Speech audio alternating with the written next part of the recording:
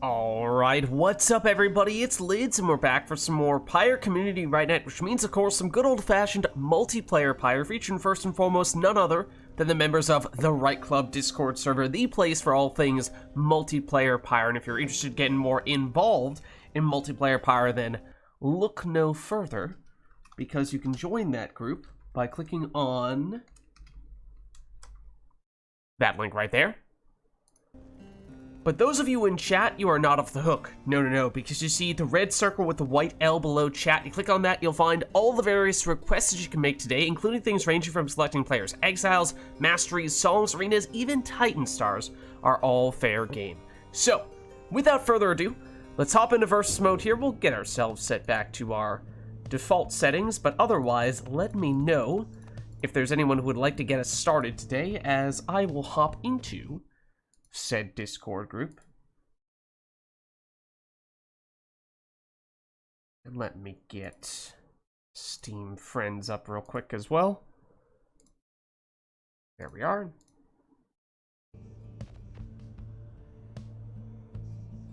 Norris probably won't be playing today. Busy. Oh, term paper. Okay, no worries. Good luck with that. Priorities.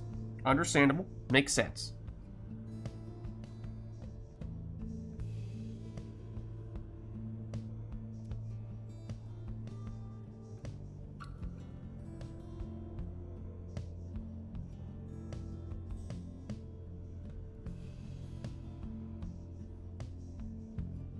Do we, however, have anyone else who would like to jump in to get us started?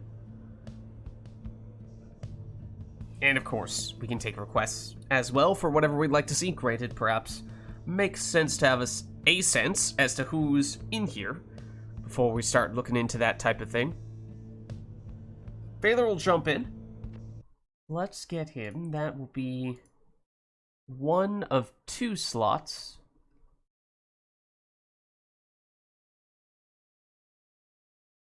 The race is on. Will I find him as soon as he hops onto Steam first, or will he request to view the broadcast first? Only time will tell.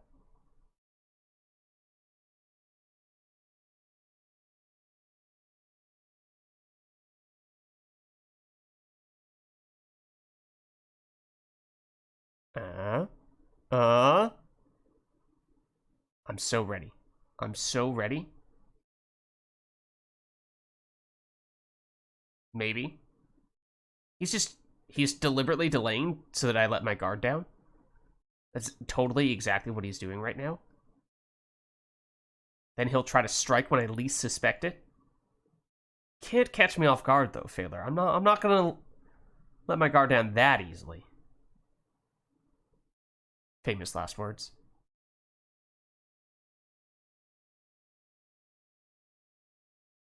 He's playing mind games.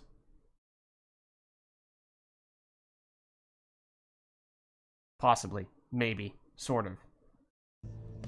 As soon as I tab away, he shows back. Okay. I think I still beat him, though. Quite literally, the second I tab away from Steam Friends is the moment his name pops up.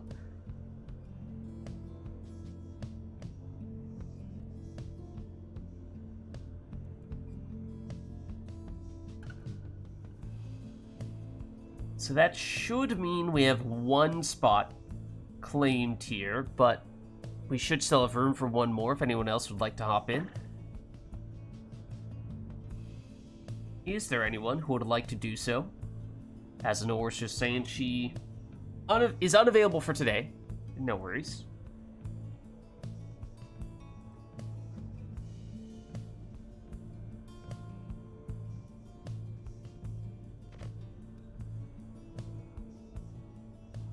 Song is my choice. Oh, but we're just starting out here. I can't go based off what we haven't yet heard, because we haven't heard anything. Making my decision that much tougher.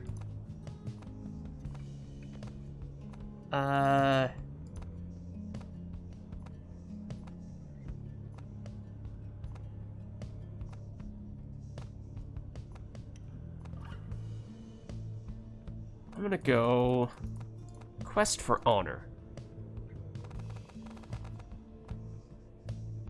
Okay.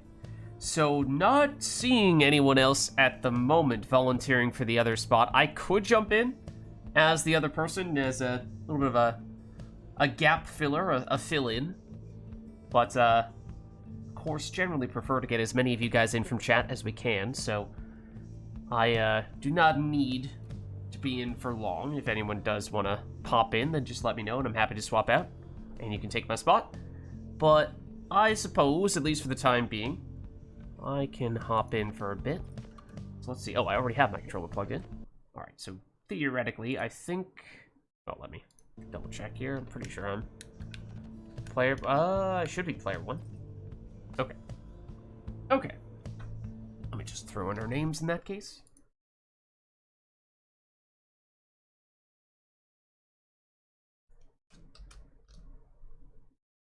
Whoop.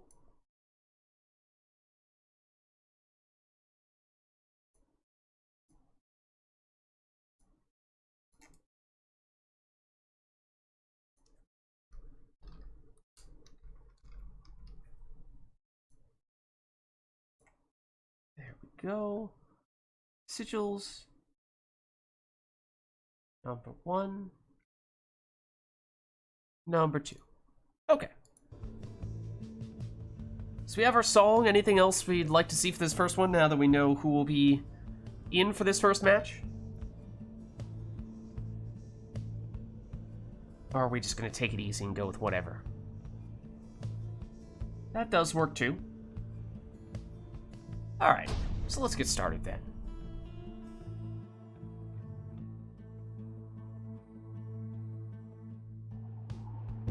Hear me, exiles.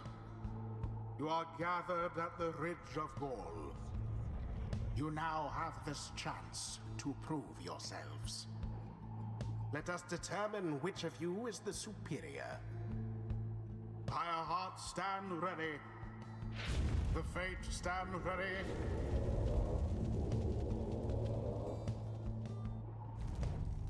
Who shall conduct the rites? Alright, so I'll be honest. With no requests, I was kind of hoping that we'd get an arena that would inspire me to go in a certain direction, and then we got what is possibly the least inspiring arena, so I have no idea what I want to go for here. Yeah. Oh no. Again, there's no precedent to build off here, because it's our first match of the day. So once again, I can't do the whole, well, we haven't seen many of this type of exile yet, because that can be said of everyone. So, where does that leave us? What else is a little bit unusual? Well, I'll go Savage lead, which is not usually something I do, but I'll mix it up a little bit. I'll go for a setup that Failure often takes.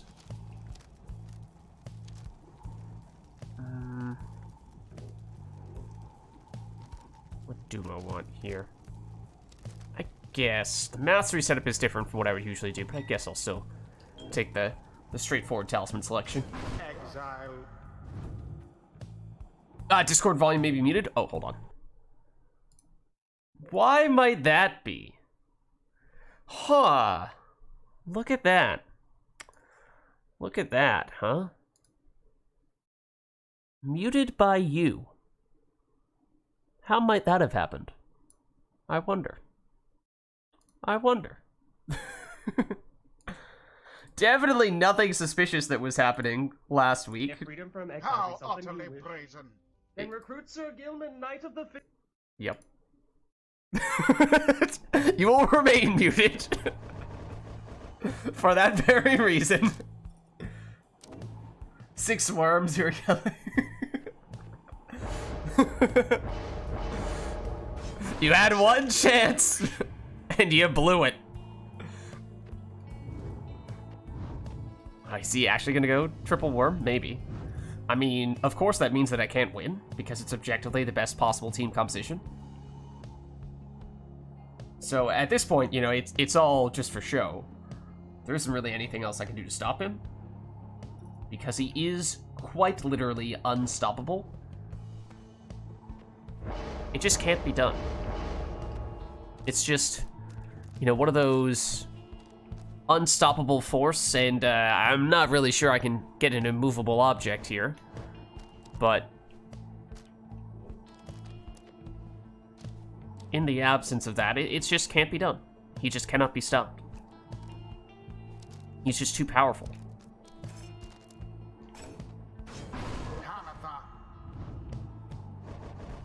What's up, Roars? How's it going?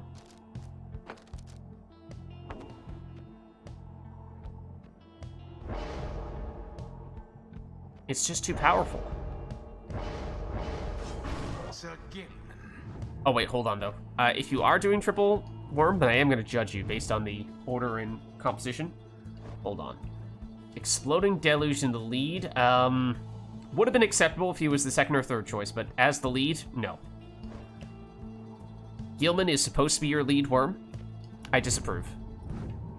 I disapprove. So how do I... Well, either way, I'm losing to triple worm because it's triple worm, you know? Oh, but here's what I could do. I could, at the very least, make Failer's life a little bit miserable.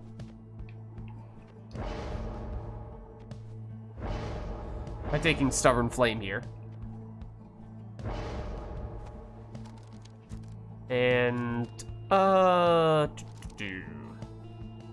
don't really have a good defensive composition here, outside of that Stubborn Flame, but, you know, no imp to hold down the fort, no Web Lanthorn yet, unless I were to take that on this Crone, which still doesn't feel great.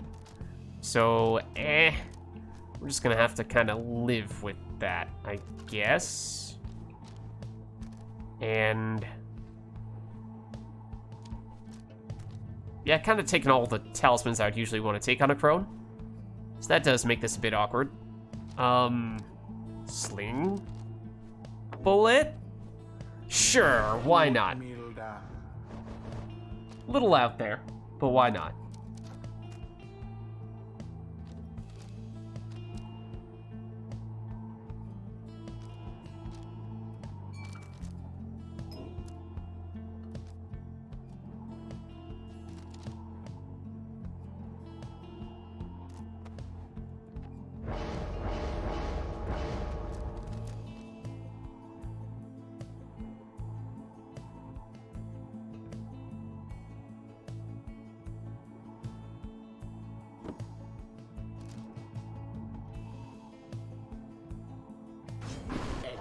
Oh, okay. Not sure which talisman you actually wanted there. For what it's worth, I do disapprove.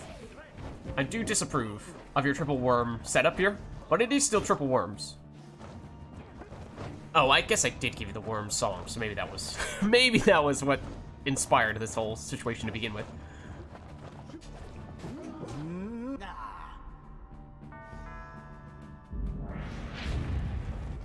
Into the adversary's flame. Nope, wrong one. Why, that was rather bold. That's not gonna work. Well, now that was exciting. That was exciting. I don't have the extra jumping capabilities. I'm so used to that. That was also a very anticlimactic jump as well. Not much force of will behind that thrust.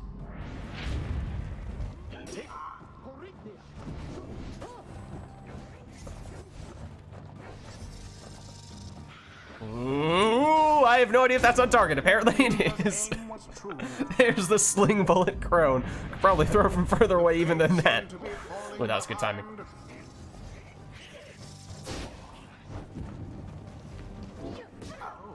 Oh. Oh. Good jump.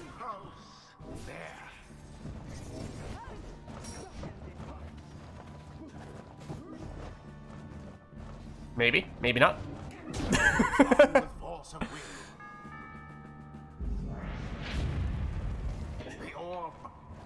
Oh, nope. Delayed it that time, but too much so, apparently. Run, Gareth, run! Oh, Except preferably not in that direction, I suppose. It has gone in.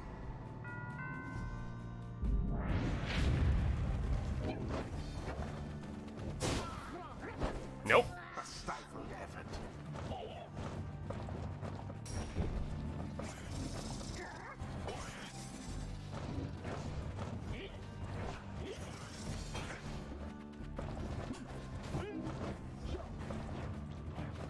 Nope. Don't mind Gareth. Don't mind Gareth. Don't mind Gareth. He's just doing his thing. He's just doing his thing.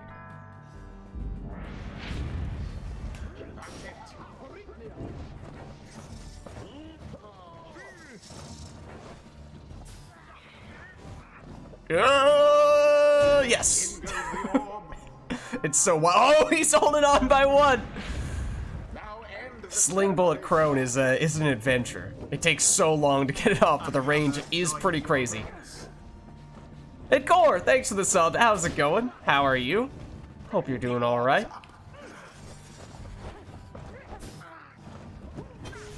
Ooh, oh, okay. Oh, that works too, I guess. Maybe, possibly, sorta, kinda. Oh, I was about to pass it. Was about to pass it there. Oh. All right. Carry on. And it is done. GG. The Pyre heart prevails. Core is back indeed. Their adversaries without too much trouble. And yeah, Core, I was just filling in for the time being, so if you want to jump in, you're welcome to take my spot here. Night's proceedings. I was just hopping in for the time being. Until the next rite.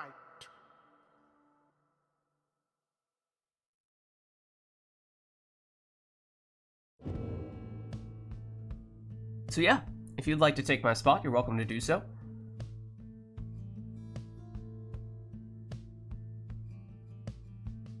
All right, awesome. In that case, I will cede the floor to Core.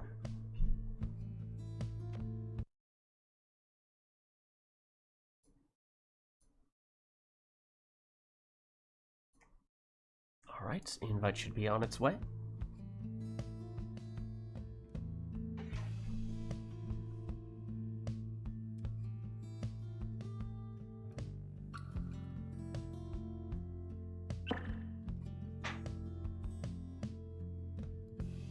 Okay, and is Core taking my spot as player 1? Has Remote Play swapped everything around? Who knows? Baylor's probably telling me right now in Discord that he is still player 2, but he has he's lost the privilege of speaking.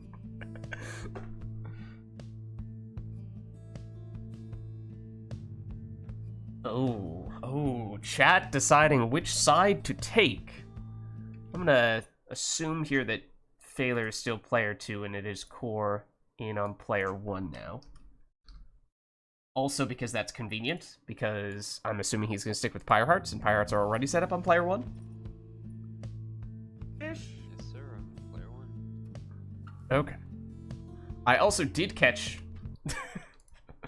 not only that brief moment of Core saying that, but also the very end of me with the same phrase that I muted Phaler for repeating. So, I have muted Phaler.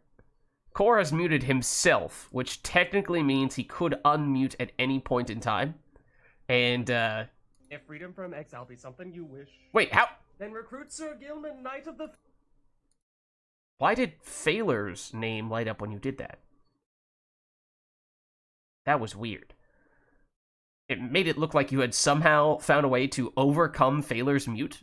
Like Core had broken Discord for Phaler. I was very confused for a second there.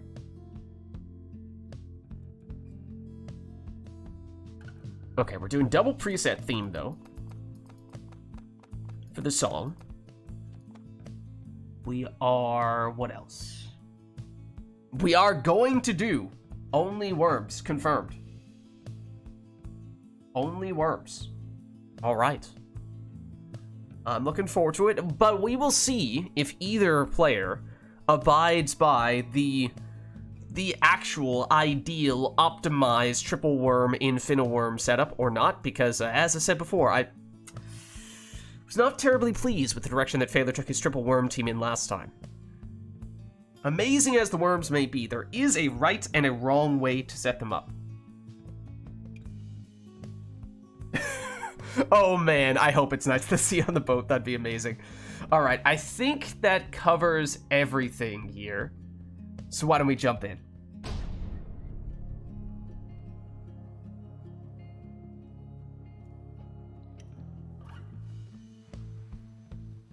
The Pyre hearts.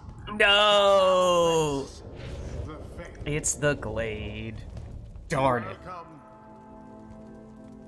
Who shall conduct the rites? All right, so there's a request for triple worm. So triple worm is happening one way or another. As to whether we'll have the Fate theme or the Pyre Hearts theme in this one, that remains to be seen. Yeah, I guess I was gonna say maybe next time we get the Knights of the Sea on the boat, but we wouldn't have the triple worm setup request that time around anyway, so even then, wouldn't be perfect. So I suppose opportunity missed, unfortunately. Sir Gilman. Core starts with an exploding Gilman. Now, he's correct with the worm that he selected in his leadoff spot. The talisman is not correct. But at least he has part of the right idea there. We'll have to give him partial credit. I have Core muted. Why could that possibly be? I wonder. I wonder why that might be. I can't possibly imagine why I might have done that. Alright, so Phaler got the other half correct. He took Deluge in the lead spot, which is incorrect. As we were saying, Gilman is supposed to be the lead, but he did take the correct talisman. So maybe, you know, if we were to do some combination of the two things that the players take, then, you know, across the two teams, we can find a preferred, an optimized worm setup.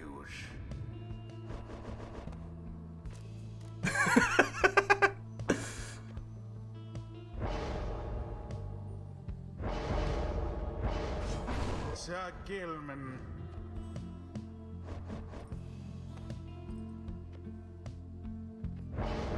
Alright, now what does Core do with Lady River? Oh, that's not Lady River. That's not Lady River. Okay. I was so close to pressing the escape button. Exile.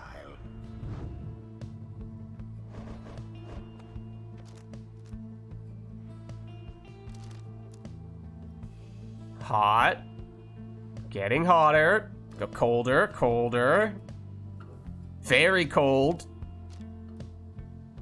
Hotter.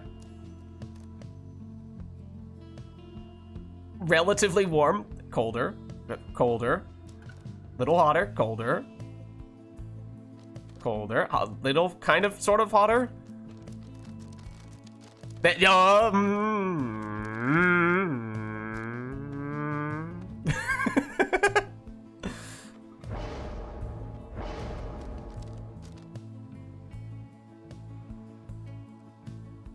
Hotter. Quite hot.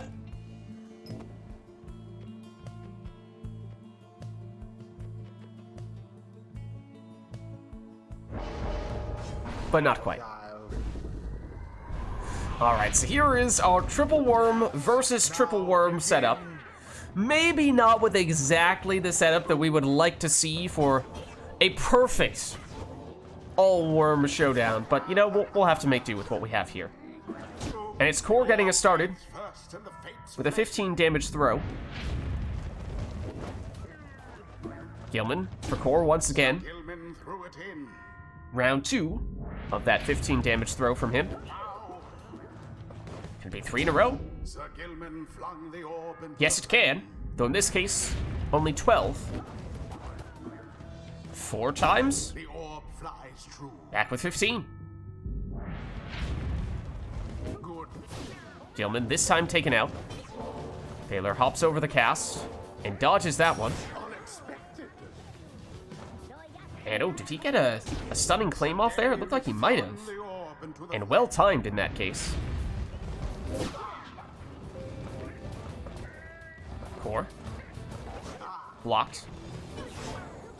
Phaler wins it back. Waits for his reinforcements. Dodges that cast. Gets the stunning claim and times this one well too. And has the speed, especially in a small arena like this, to use that well-timed stunning claim to give himself a score there. Oh, and Core goes absolutely flying. But recovers in time to get that block. And was about to throw, then decided against it, goes for the plunge instead. Now then, Taylor. Core ring around the rosy, does get the banishment, although not on the most important exile because Core, or rather Phaler, still able to score there and with a little bit of leech as well. was flung right in. Core, a little bit of revenge there though, 10 damage on that score. Phaler trying to create a wall of aura trails from all of his worms.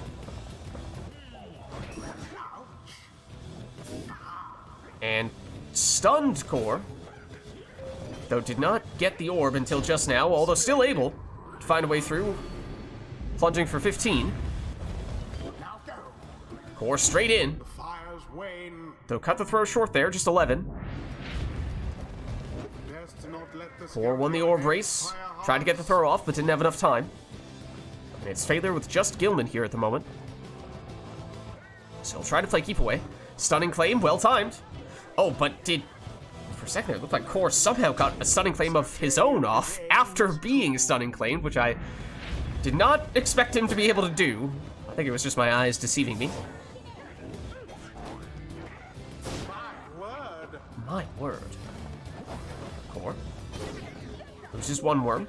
Uses a stunning claim of his own, although it's a little preemptive there. So only a brief moment in which he was the only exile capable of moving.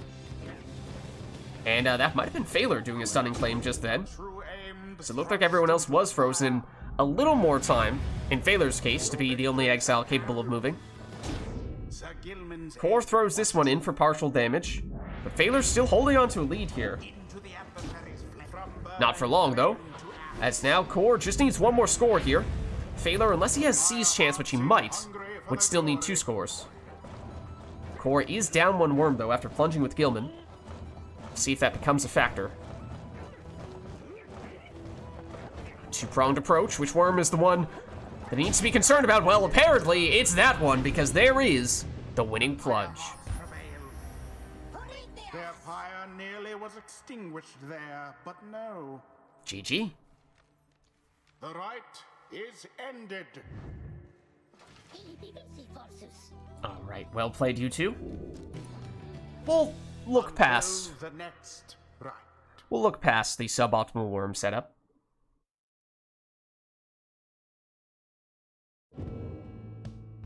Alright, we still have one preset theme remaining for the song, but other than that, anything else is still up for the taking. So let us know if there's anything we'd like to see here for this next one between Core and Phaler.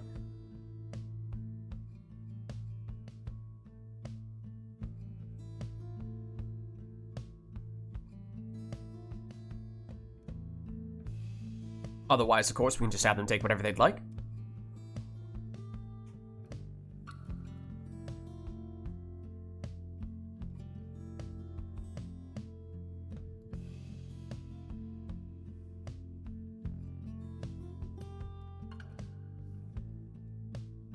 And seeing no such requests, looks like that's what we'll do here.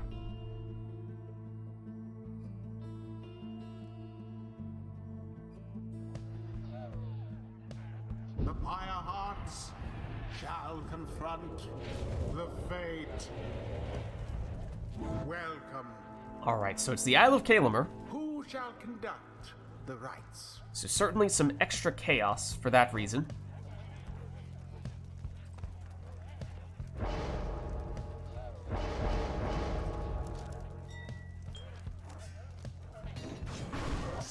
Core chooses to go with a power casting Snadra lead.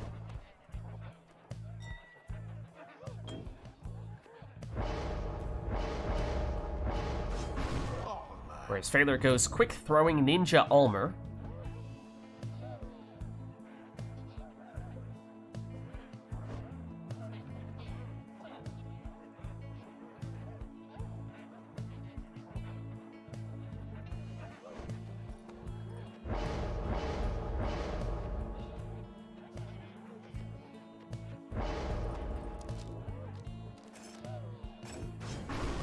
Messenger Imp. Web Lanthorn Messenger Imp, second selection there for Core.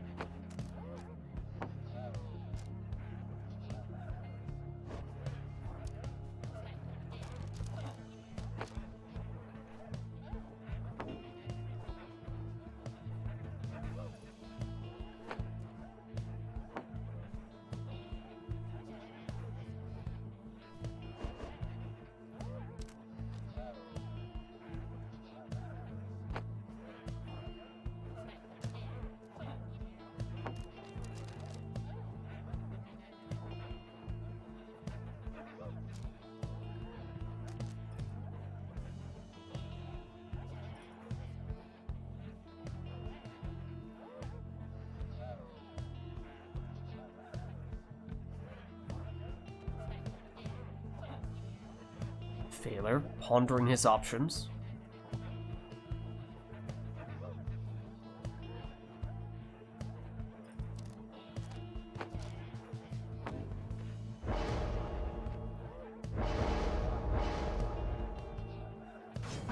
And a bit unconventional here, as you just saw him take one of the cursed talismans, the Black Claw.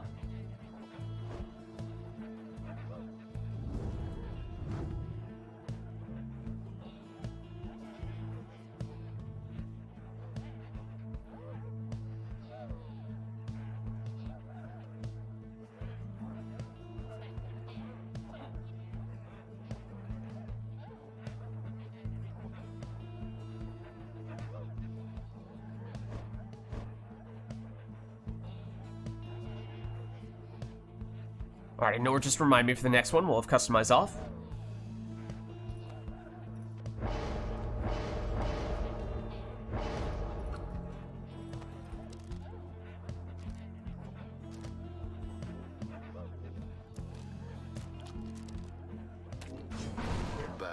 Core finishes with Leech on Bertrude.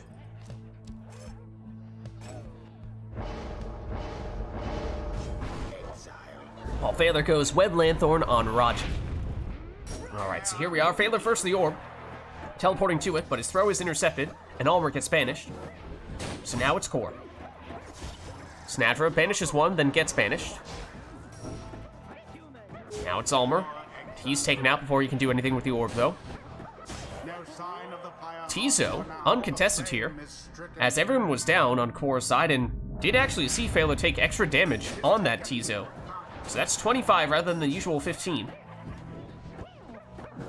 So Phaler was planning a bit to be more offensive with one of those imps. Snipe there from Almer. Teleports the orb, and no one to stop him now. So Phaler able to throw that one in for 20. And a wall of imps in the middle of the arena, although Almer can still teleport to it. He is taken out nonetheless, though. Bertrude. Vanished. Raji. Almer now. His throw intercepted by Snadra. Core through the portal. Infinite stamina by doing so. Phaler, though, trying to chase him down. Bertrude hops over the defender, and in for 30 now. Big power casts from Snadra. Gets rid of Almer. Phaler's still in possession here and goes straight in. And once again, that is his preferred offensive imp. 25 damage rather than the usual 15. Snadra. Banished. Bertrude. Banished. And now no one on Core's side. Phaler's quick. Oh, and he is. Just enough time to get that throw off for 20 from Almer, I believe. Almer teleports the orb but gets banished by Snadra. Snadra continuing to cause trouble and gets rid of everybody. Oh, and was it enough time for Core to switch over to Bertrude? Perhaps not, as she went down. Core wanted the extra damage and leech from Bertrude rather than just the 20 damage and possibly no leech from Snadra. And Phaler, quick teleportation with Almer. Quick throw to match for 20, and now Core down to just 5 Pyre life. One score very likely all that Phaler would need here. I do believe Core took some leech on Bertrude, so he may try to force the issue a bit here and try to do everything he can to score with Bertrude specifically to increase his margin for error, because right now there is none. Snadra, does she have leash? She does. She has the Nomad Mastery, so that's 10 Pyre Life left, or 10 Pyre Life back, I should say, for Core, but at 15 Pyre Life, still probably not quite enough to make a huge difference. Now, however, with that plunge from Bertrude, not only is that 30 damage, but Core is back up to 30 Pyre Life, which Phaler whittles back down to 10. We may have ourselves a bit of a sudden death match here all of a sudden. Tiso does have enough damage. That is Phaler's offensive imp, but down he goes. Snadra versus Almer. Snadra wins. Raji's back, though, just in time to stop Snadra, but Raji goes down. Tiso saves the day for Phaler. Can he find a way through offensively? Not quite. Does set up a portal, though, but it's Core in possession with Snadra. Bertrude, oh, whittles away. Sneaks past one of the defenders.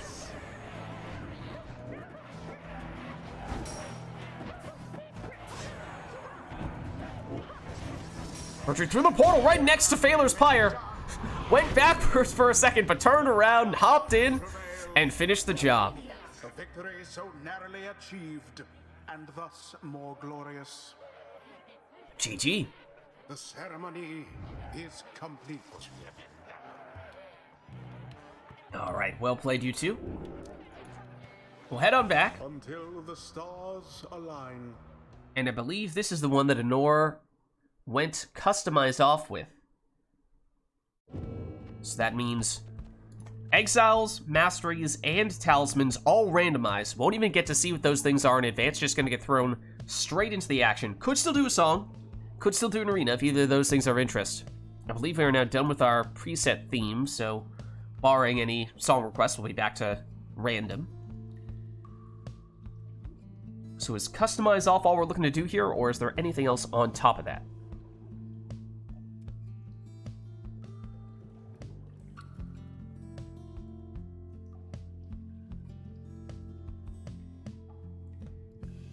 Seems as though that may be all.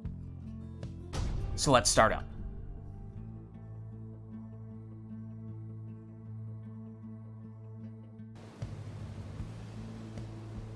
You hear the water. Okay, it's fall.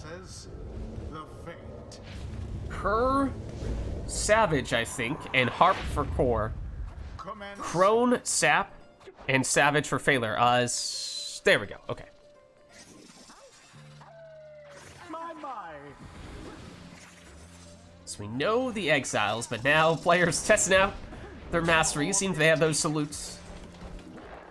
I think the answer for just about everybody was no, except for apparently, I think that was one of the harps, must be Core's, A flame is stricken. who makes it in here, plunging for 20. But no prayer beads on Pamitha, so she's now gone for this round. Phaler with Vorfrit here.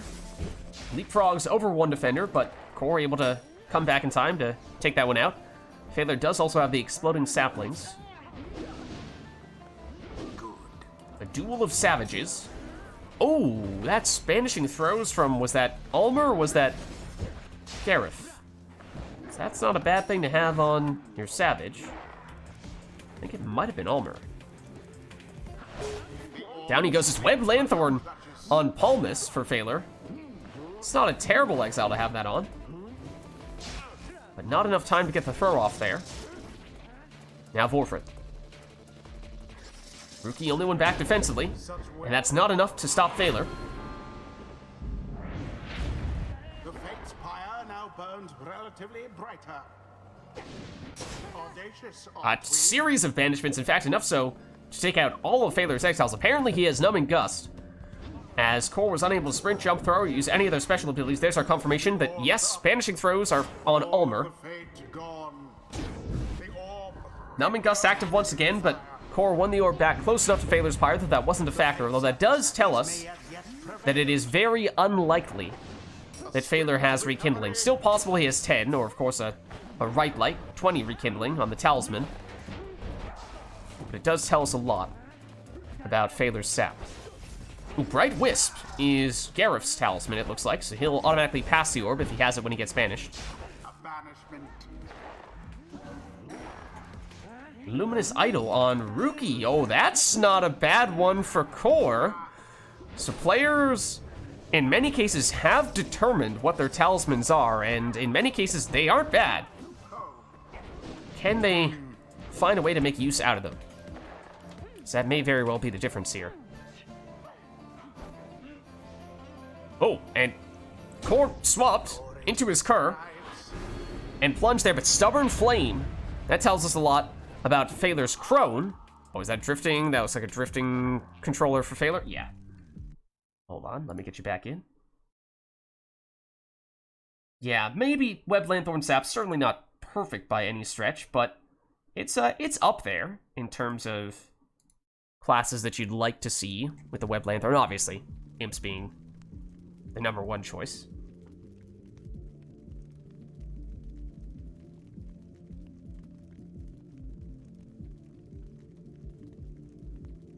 But Saps might be #2.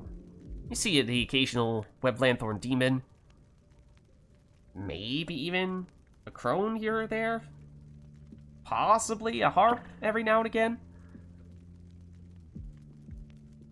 Alright, sounds like we have Phaler back, so I'll give you guys a countdown. I'll go 3, 2, 1, go, and on go, I'll hit resume.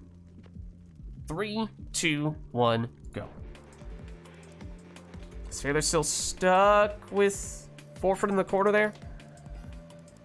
Looks like he might be. Phaler, do you want to try unplugging, replugging controller, maybe? I mean, last time it was... I guess I don't know if that was technically remote play that booted you out or if it was just bad connection. Or yeah, I guess I don't know if it was bad connection that automatically had remote play bump you out or if you voluntarily disconnected, identifying the controller issue and manually trying to get yourself out and back in. Phaler is muted. Perhaps I will make an exception on this occasion and unmute him. However, I can see... This is the predicament I find myself in. Oh, that's the wrong window, Lids. Hold on. This is the predicament I find myself in. So, Phaler I've muted because he keeps on playing other audio in the background. His icon is still highlighted, which means he is currently either trying to say stuff or still playing music / repeating audio from before. So, I know that as soon as I unmute him, that is going to come back. So, Phaler, this is your chance. This is your chance for me to actually unmute you. If the other stuff is playing, I'm going to go back to muting you. This is your warning. No. Nope. Nope. You blew it. Like 5 things playing simultaneously.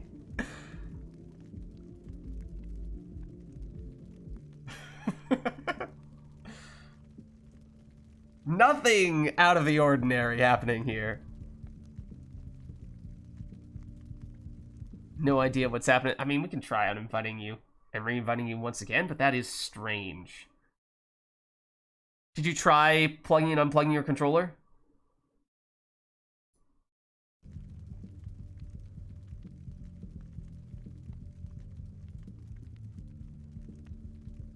I mean, other than just brute forcing this, trying repeatedly and seeing if eventually remote play decides to behave differently. We may not have too many alternatives.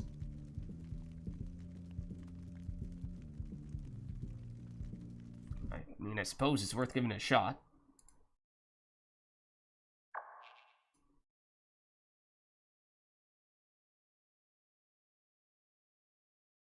Maybe 3rd time's the charm.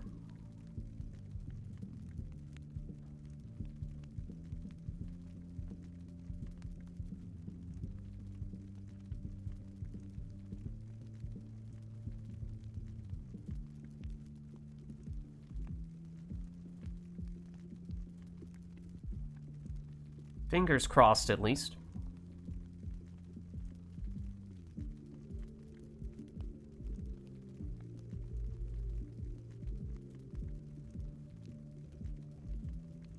Did that invite go through even? Remote play. Let's try again. That's not a great sign, though.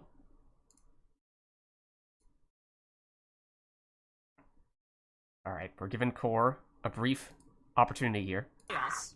Nope. You failed it. Guys, guys, I'm giving you chances to redeem yourself, and you're just continually throwing those out the window.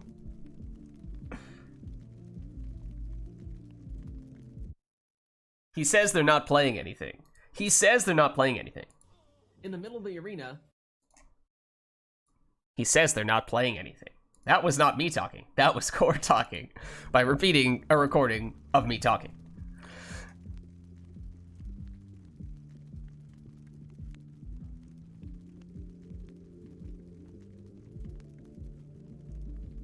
All right, Phaler, are these invites even going through at this point?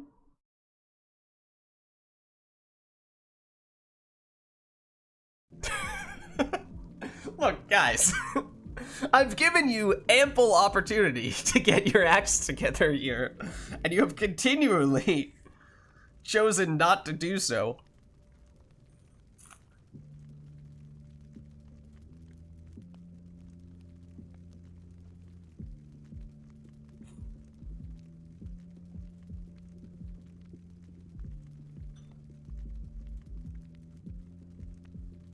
Our circles aren't green, they say, as Lids accidentally spills some of his snacks on the ground.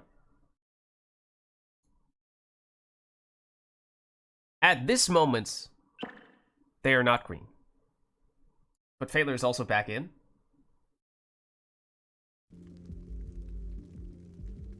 Phaler's gonna switch to keyboard. It's a bold strategy, Cotton, but it might just be crazy enough to work.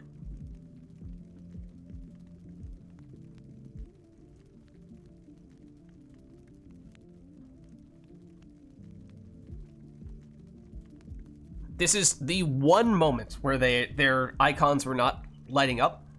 Might be the one moment when they were actually being truthful in saying that they were not playing a bunch of sound effects.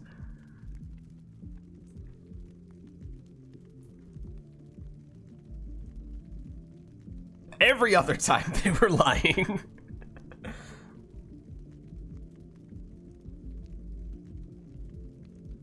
Alright, did we get Phaler back in on mouse keyboard?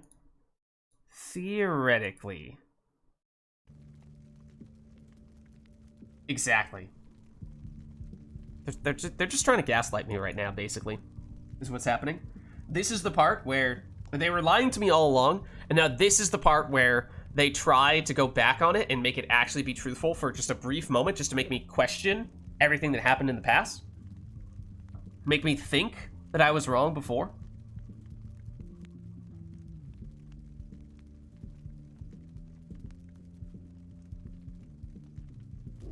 Alright, Phaler, do you need to check controls?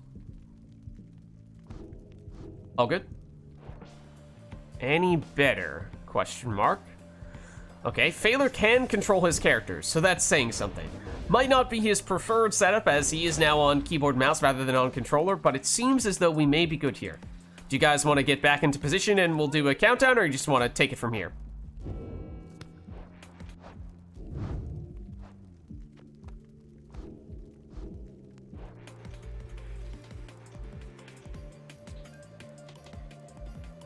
Alright, I think you guys can just take it from here. It's not like either of you are, you know, moments away from scoring or anything like that. You're in relatively neutral positions. Alright, so we are back at it. Almer. For Core. He's sniped by Gareth. Gareth is taken out, though, by Pamitha. Pamitha blocked, banished, webbed Lanthorn. Brought back someone on Phaler's side. Now he is both Forfeit and Gareth. And it's Forfeit making it through, plunging for 30.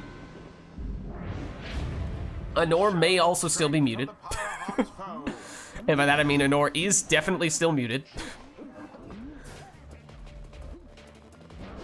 Gareth leapfrogs over one of the defenders. Blocked by the second, though.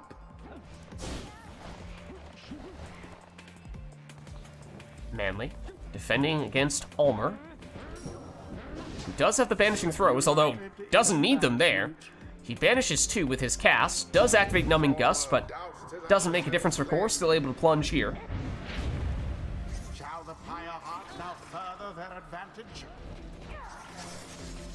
At this point, I think Core would still need 2 scores. I believe, previously established it is unlikely that Phalar has much, if any, rekindling. Possible he still has 10.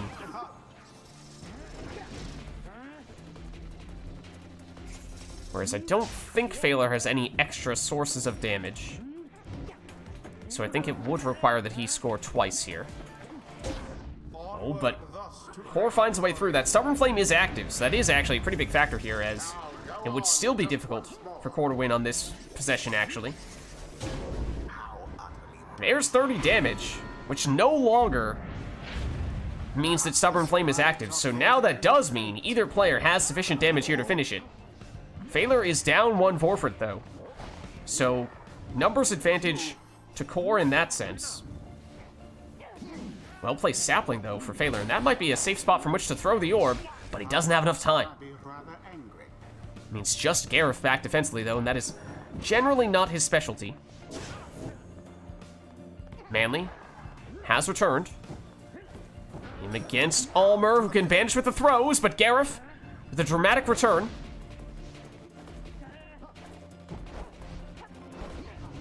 And somehow finds a way around the defenders and in for the most stylish of winning scores. I thought for certain they would not. GG. The rite is complete. As only Gareth could do. Until the stars align.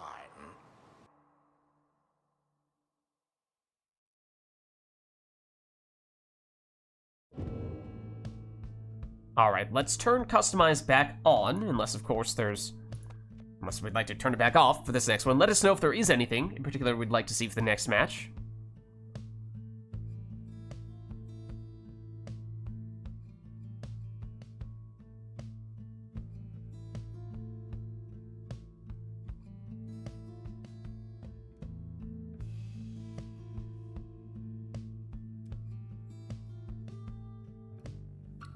If not, of course, we can have them go with whatever they'd like.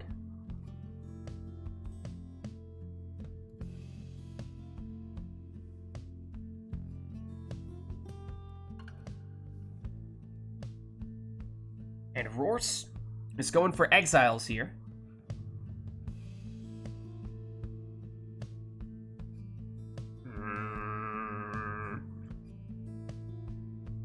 This feels very gaslighty.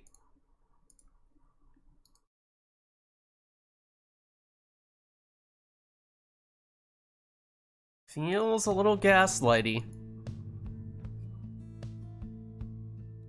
Okay, the exile request is only curs versus only demons.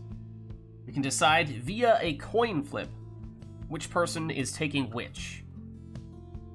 Okay, so we basically do this where we'll flip a coin and we say, you know, if it's heads, then Core chooses. If it's tails, then Phalar chooses. Is that how we make it decided via a coin flip?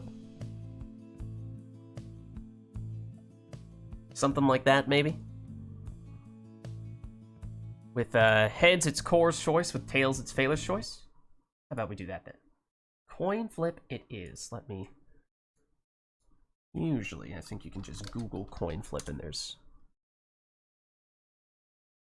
a Google equivalent to doing it. Okay. I think I have it here. Let's go. Alright, so we're saying heads, it's Core's choice. Tails, it's Phalar's choice.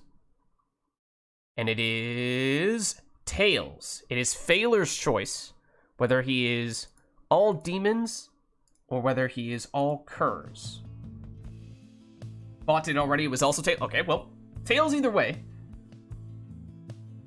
Fate indeed. No matter how you slice it, it is Phalar's choice here. Do we have anything on top of the exiles, or is that all? Phalar wants... Thaler wants demons? Let's jump in.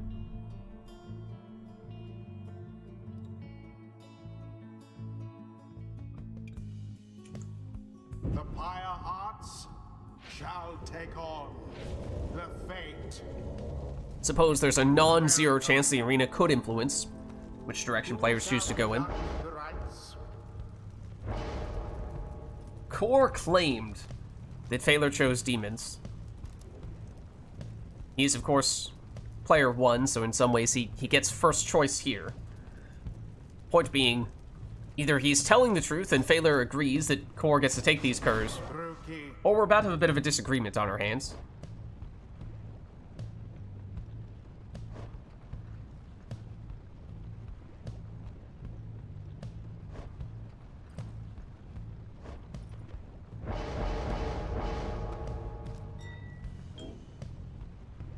Does seem, though, as though Thaler concurs, has truthfully agreed to go the demon's route, which under normal circumstances you might think would be the less preferable of the two choices, but I mean, if you can throw Orlek in the mix for the demons, then that certainly does change the calculus quite a bit.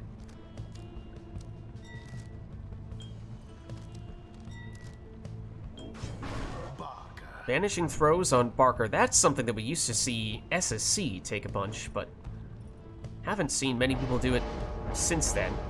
That was a while ago. Thaler Titan Tooth on Ignarius. Now, of course, with Triple Demon, one of the benefits, speaking of things that SSC has done, he also had some success with Triple Demons in, might have even been our most recent tournament. But you can load up on a ridiculous quantity of starting Pyre life, which can certainly add up quite a bit. Do it once with one demon, and maybe it's a small factor, but do it with 3 demons, and it becomes a pretty overwhelming amount of Pyre life.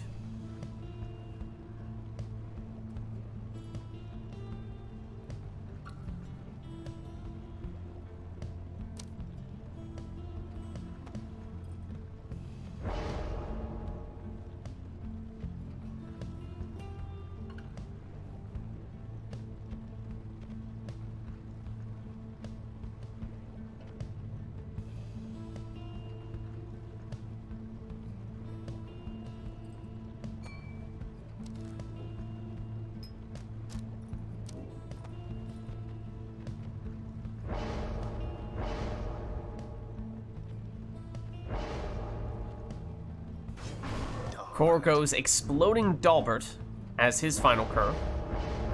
Thaler, of course, taking his 3rd and final demon.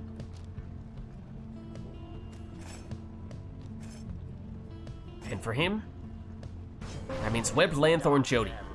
There is that starting Pyre life for Thaler. He only took it twice, but that's still 170 that he's beginning with here.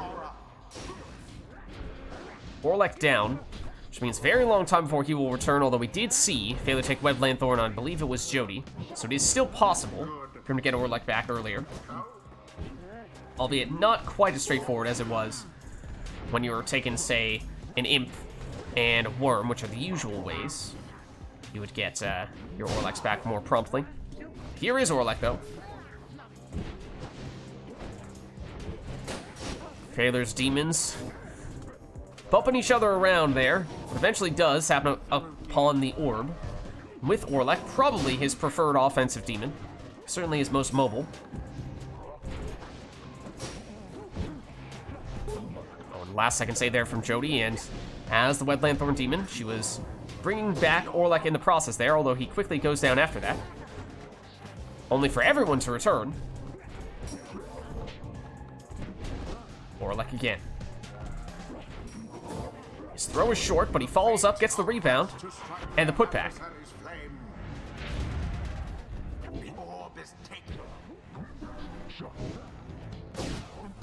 Means no Orlek for this round, though. And so suddenly it is just Ignarius on Thaler's side, and he is rushed down by Rookie. That's a little bit of time to work with here before Jody returns, but here she is, in the nick of time for Thaler. And now Jody out of position. And Core able to throw it in for 15, but there is that daunting 170 Pyre life that we were talking about that Phaler started with. So even after that throw, still 155 remaining. Jody just enough to sidestep that cast. Not the second one, though. Orlek trying to clear out some space with those banishing throws, though that time just goes straight in with it. Slightly less than the maximum. 23 rather than the full 25. Orlek again. Knocks back some defenders, but does get rushed down. Parker has those banishing throws, but doesn't need them this time.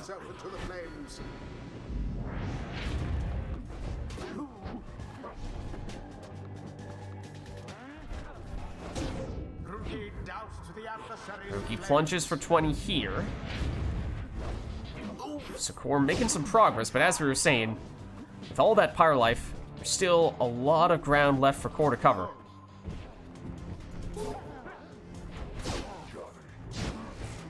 Everyone down here, besides Jody. Though one of those demons fell into the lava for Phaler, so he came back quickly. I believe that was Orlek, and here he is. He has returned, and he does get banished, but he does get the throw off still. And now Core at 27 Pyre life means that Orlek does not have enough damage to finish this with one score, but any other demon would. Of course, just about all, if not all, of Phaler's scores thus far have come from Orlek. So does he continue going that route and settle for needing two separate instances of scoring? Or does he force the issue with a different demon? Well, there's our answer. Because that is Orlek, and he is plunging for 25. Which means Core is holding on with 2 Pyre life. But he is striking back here.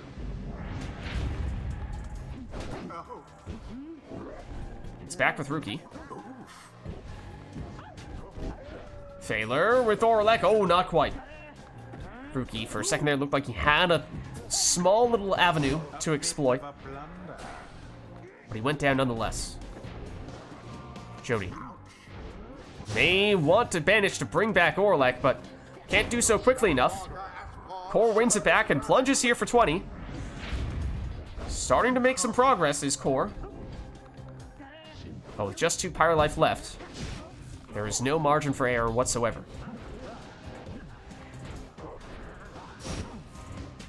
Just Iggy for Phaler, and he's rushed down. Opportunity for Core, upon which he seizes.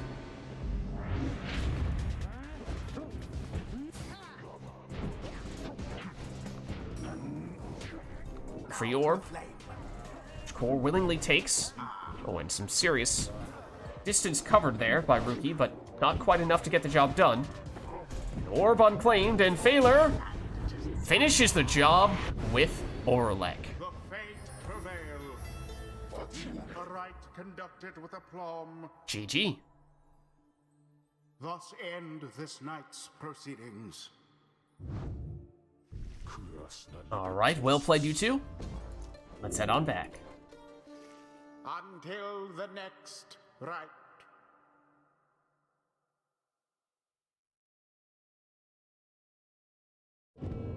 Alright, now let us know, chat, if there's anything you'd like to see for the next one.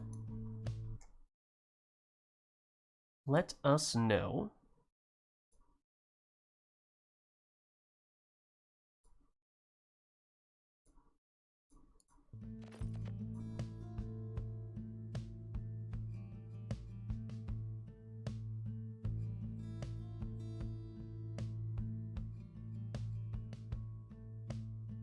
So, Phaler and Core, was that actually the direction that Phaler had said he wanted to go in? Because I'll be honest, at first I thought Core was trying to be tricky.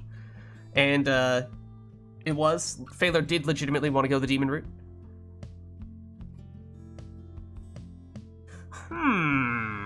You see, I would unmute you. I really would. I wish I could. But the thing is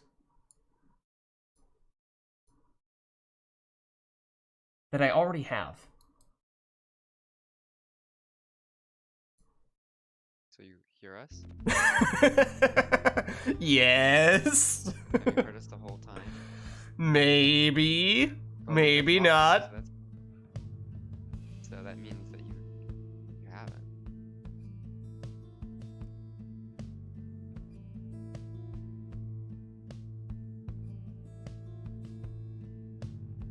Yeah, we both preferred demons.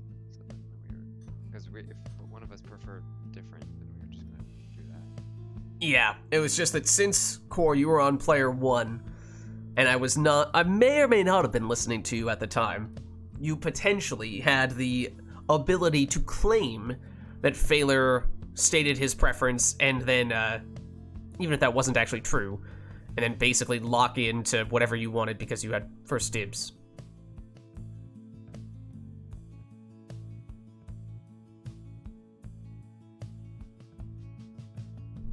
Alright, is there anything else we'd like for this next one, though, or do we just go for whatever here? That was all demons versus all curs decided via a coin flip as to who went with which team.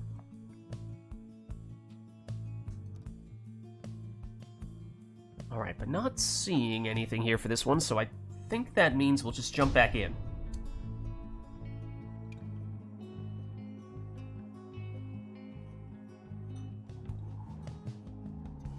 The Pyre hearts shall take on the fate. Welcome. Who shall conduct the rites? Oh, hold on. Except we do have some requests here. Talismans doesn't matter, says Honor, and Exiles, you choose team and masteries, but... Wait, hold on, there is a but.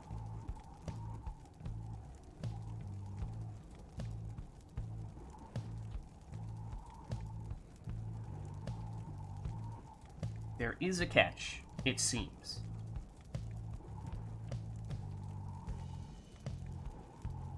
Then your opponent chooses your talisman for you. Okay, so you choose Exile, you choose Masteries, then your opponent takes your talisman. Once everything else is decided, your opponent finishes by taking the talisman for you.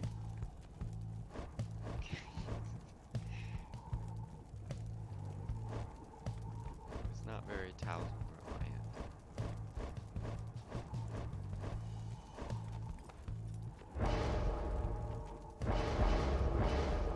What do you want, Baylor? Alright. Core locks in Gilman and his Masteries. So Phaler chooses the talisman now.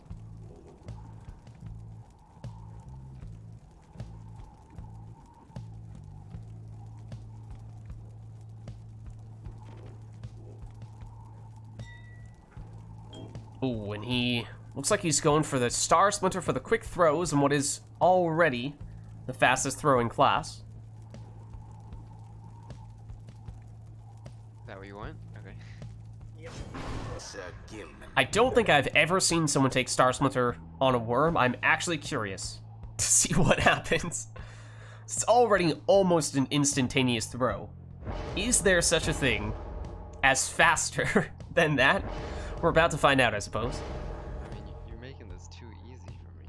Okay. Phaler goes for Savage. The one where you can't throw it. The cursed talisman where you can't throw it. Hoth, I think. Palmer. I was trying to be sporting, but alright. Yeah, that Well, you weren't sporting in the last match. that is the question, as Rourse is highlighting right here. You know, you kind of set a precedent with the first one that you choose, the first talisman. Are you going to be nice to each other? From here on out, okay? You can do one dud for me.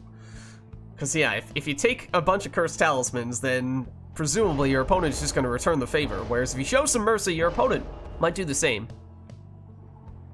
So it's Snadra. Phaler for the talisman.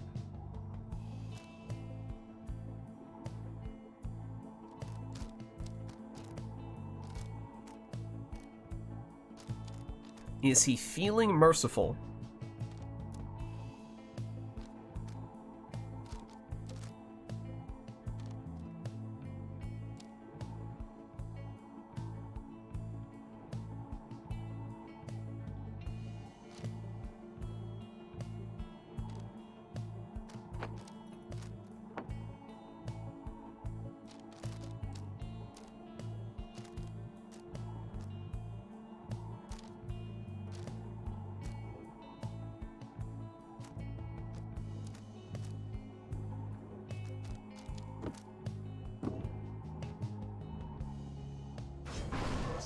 actually a arguably half-decent talisman selection there from Phaler.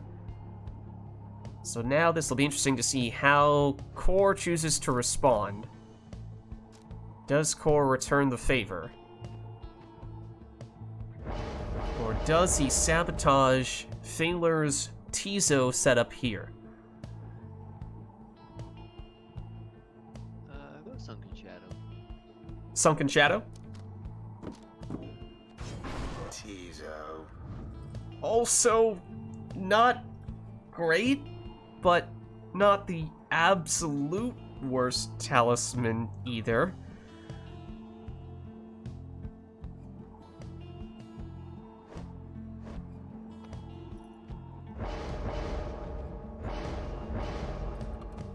Core goes Ignarius, and Phaler's final selection here. He has yet to take a Cursed Talisman for Core, and Core has given Phaler a Cursed Talisman, so perhaps this is Phaler's chance to get even.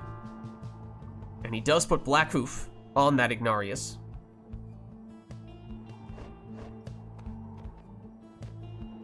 And for the final choice, Phaler goes for a Saluting Crone. Now, Phaler, of course, did just take a Cursed Talisman for Core, but that was in some ways to make up for the Cursed Talisman that Core had already given to Phaler. So, where does that put Core here in terms of how forgiving he is going to be with his talisman selection?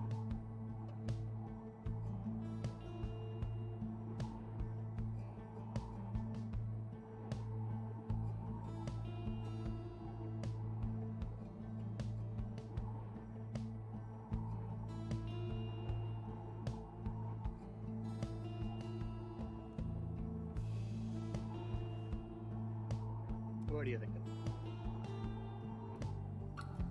He's How about I pick pondering. two? How about I pick between two? And you pick between two. Frozen Soul and Model Flask. How about that? Frozen Soul for the starting damage. Mottled Flask for the better stamina recovery. Neither of which is great, but they do something, at the very least. And here we are. So, Exiles and Talismans selected by the player using them. Or rather, Exiles and Masteries selected by the players using them. The Talismans selected by the opponents, though. The Pyre hearts make their mark upon the flame. Which in some cases led to some very unconventional, if not downright useless, talisman choices. In other cases, okay, but not amazing talisman choices, so how will the players be able to make do with the hands they've been dealt here?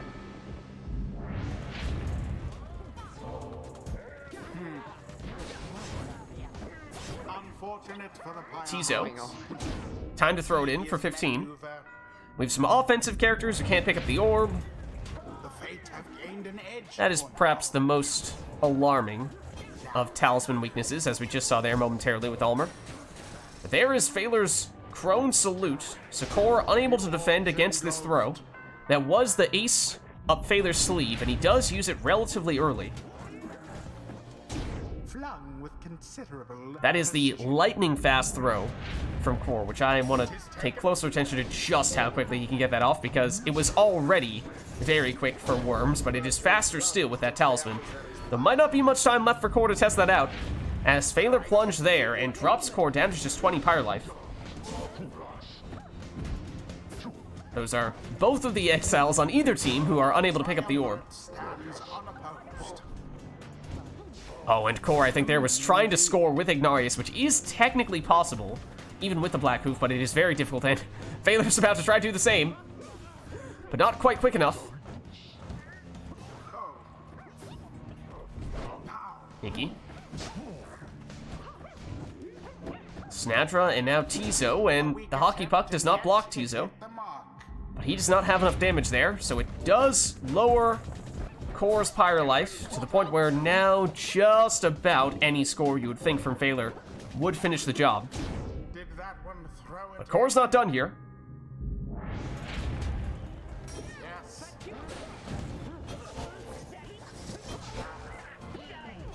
No sign. Everyone down on Phaler's side. Okay, let's see. How quick is this? I mean, it is quite literally instantaneous. Threw it in. There. Ulmer with a black magic jump. And Bertrude Merely a glancing blow. somehow got the throw off, but it was not enough. The orb is Core holds on with 2 Pyre life. Phaler through the portal, but lost the orb.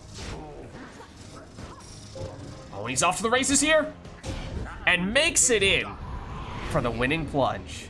the fate prevailed. Their adversaries GG. completely thwarted. The rite is done. All right, well played, you two. Let's head on back. Until the stars align. And let us know, chat, if there's anything we'd like to see for the next one. That was exiles and masteries chosen by the player using them, but talismans selected by the opponents, which led to some interesting setups there.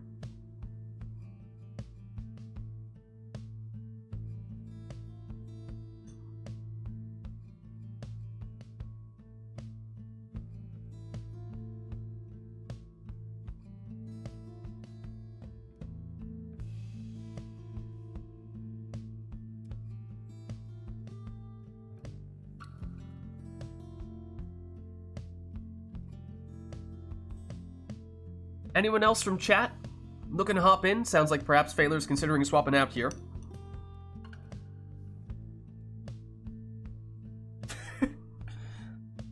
Look, it's a gesture of respect when Gilman salutes, okay? Gotcha. Phaler is okay to stick around, but if there is anyone who'd like to jump in, he is potentially able to swap out, and opportunity to get someone else in if there is anyone else who'd like to do so. I know some people said they may not be available today, though, so no worries if not.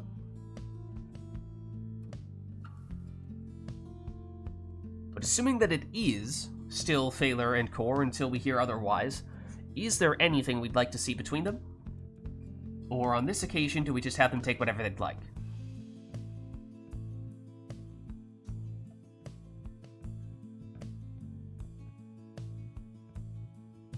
It seems like that may be the case.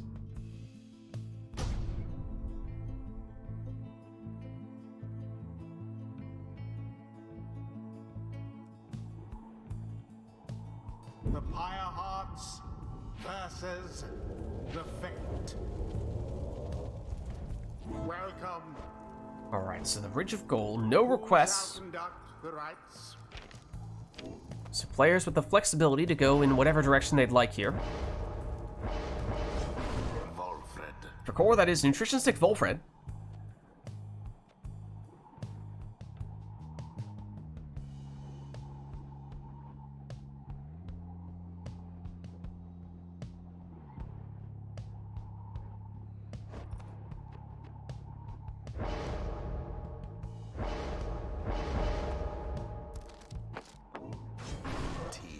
Phaler will go Titan Tooth Tizo as the lead.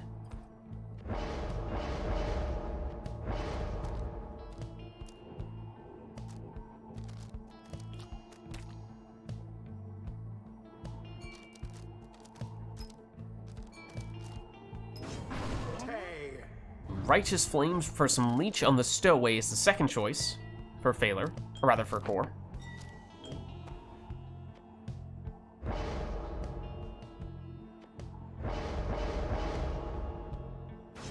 Messenger Imp.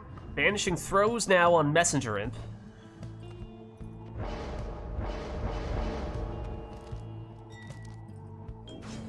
Alma. Finally, Banishing Throws on Ninja Ulmer. Now, Phaler has taken 2 imps here.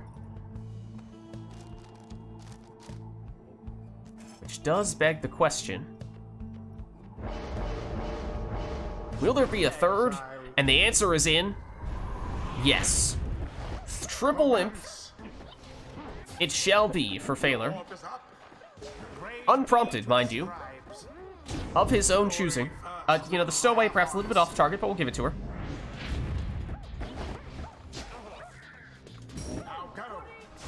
Ulmer, unsuccessful that time, but everyone down on Core's side, but that does activate Numbing Gust, which means that it's a slow, plodding imp on Failur's end, trying to make it toward the Pyre. An interesting exchange.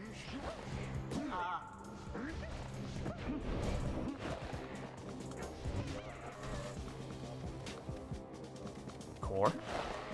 The orb. Taken out there. Ooh, quick move there from Ulmer, though. What a little splash. 10 damage on the throw. Wolfred rushed down. There. Ulmer again, though. Little black magic to relocate the end location of the jump. But everyone vanished. It looks like Fail will be the first, or rather, Core first to get someone back. It's Wolfred, who's not quick enough to get the orb back. So it is still Failure in possession here. The orb is up. Messenger Imp, blocked. Now banished. The relatively dangerous portal for Failure. Core. One triumph Taken out. stands unopposed. Numbing Gust active, but Failure does have a portal in that general area. Still not close enough, though, for him to capitalize on that opportunity. Stowaway. Banishes, but gets banished. Tizo. Titan Tooth. Stunned Core temporarily there. Orb inadvertently hits Core's, or Failure's Pyre and bounces out. For the Pyre. Everyone down on Core's end, but once again that Numbing Gust proving to be a pretty big factor here. A thorn in Failure's side. But he does manage to make it in there, and that's extra damage on his Imp Plunge, 25. It does mean now no Tizo in this round. Some more room for Core to do things like that. Plunging for 20 and leeching for 10 with the Stowaway. Wolfred. Indecisive, and eventually rushed down. Vanishing throw from Ulmer. All banished. But it is Core who finds himself defenseless here. Failure once again not close enough to capitalize on that opportunity. The Numbing Gust is just slowing him down a little too much. Messenger Imp banished. Wolfred. Eyeing the Pyre, gets into throwing range. Against that flame. It's a quick one though. Just 9 on that occasion. Tries again this time, but not quick enough. All Ooh, but look at that. Aggressive plays from Ulmer. Now that means Failure down to just 21 Pyre life. It is technically possible for Core to finish this with one score. It would need to be Wolfred, though. He's the only one who has more than 20 damage. And down he goes. Alas for Ulmer. Failure through the portal, infinite stamina in the process. Eventually, still blocked though, although Failure wins it back here.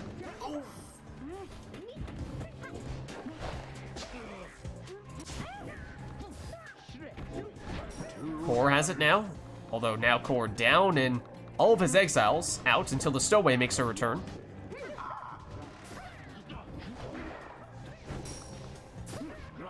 Failure trying to use those portals aggressively. Does so here, but still Ulmer stands.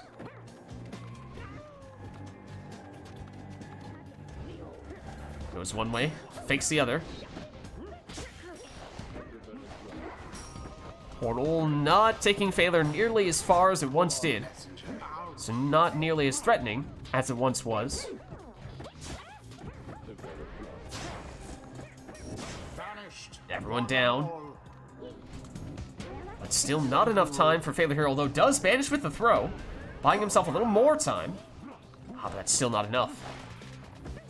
Wolfred, remember, technically speaking, the most dangerous of all Core's characters here, if he can get enough time to get a full damage sap score here. Was dangerously close.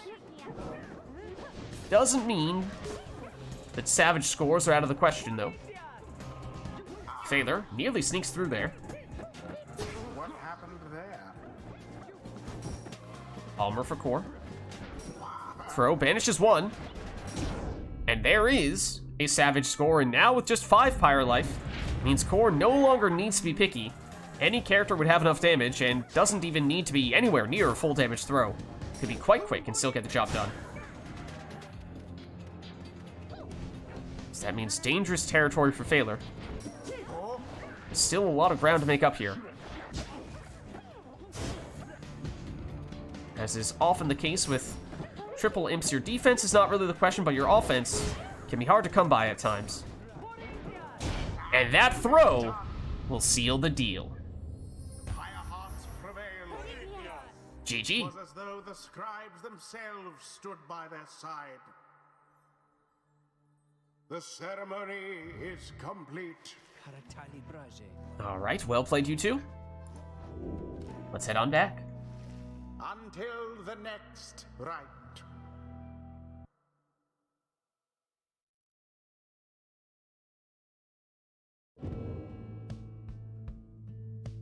Alright, is there anything else that we'd like to see for this next one?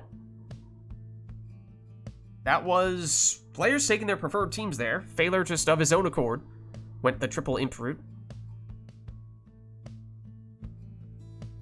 Phaler says still willing and able to swap out if there is anyone who's interested in getting in here. If so, then let us know.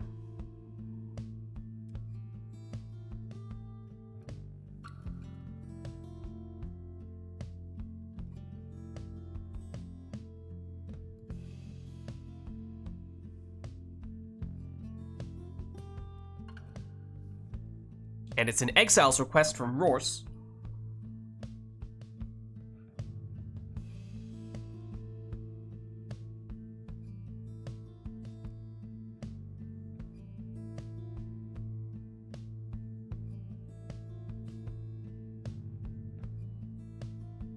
Players can choose the other team's Exiles. Okay. So some more reverse psychology, game theory action going on here. How will they choose to approach this situation? Anything else on top of that? Or is it just the Exiles for this one?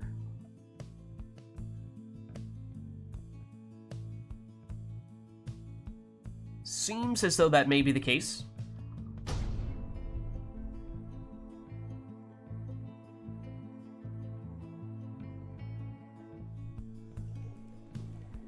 The Pyre Hearts shall confront. And it is Phaler's home arena. Welcome. So it is Phaler choosing Kor's Who Exiles, shall conduct the rites? and then Kor choosing Phaler's. Just Exiles, right? Just Exiles. Just the Exiles. So everything else is still up to the player using the character.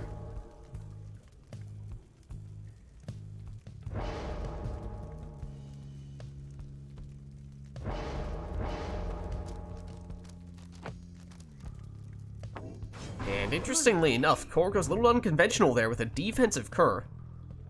You're gonna take.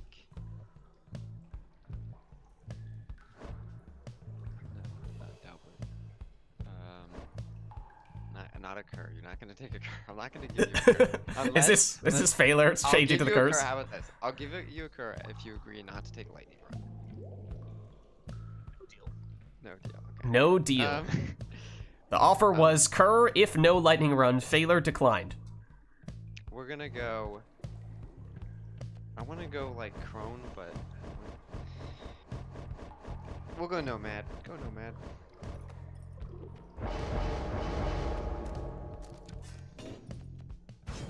Sandra. See how Phaler responds. Give me 3 curs. You saw how I did. Okay.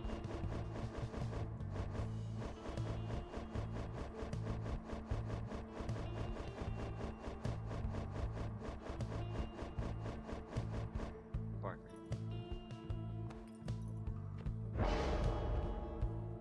So I did wonder, when we saw Kor go the more defensive cur route, if perhaps he anticipated that he might have been about to receive additional curs. Might have been seeking out a little more versatility in the team. Nomad. Nomad. Double cur and double nomad.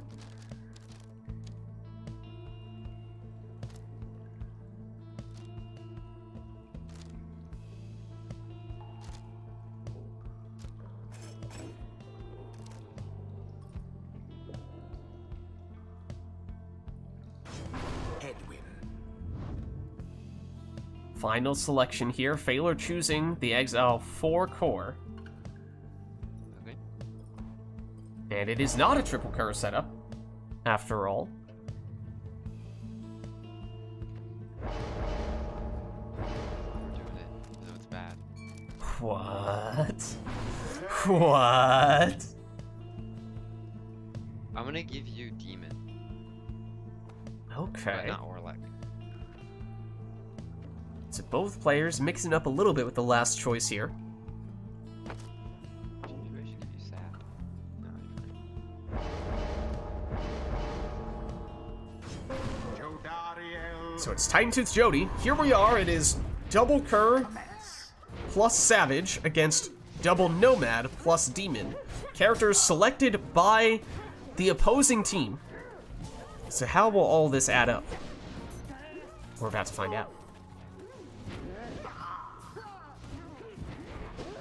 Did see Core take the canned Singularity, somewhat surprisingly. The fate have made their Gotta mark kill. upon the flame. Did get one banishment, although Phalar unfazed on that occasion. Able to get it started with a 20 damage plunge. And now Snadra. Nearly putting in some serious work there, banishing almost the entirety of Core's team.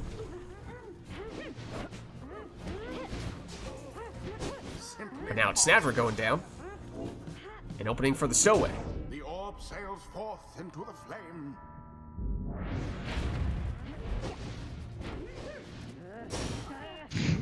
There is that explosive temper.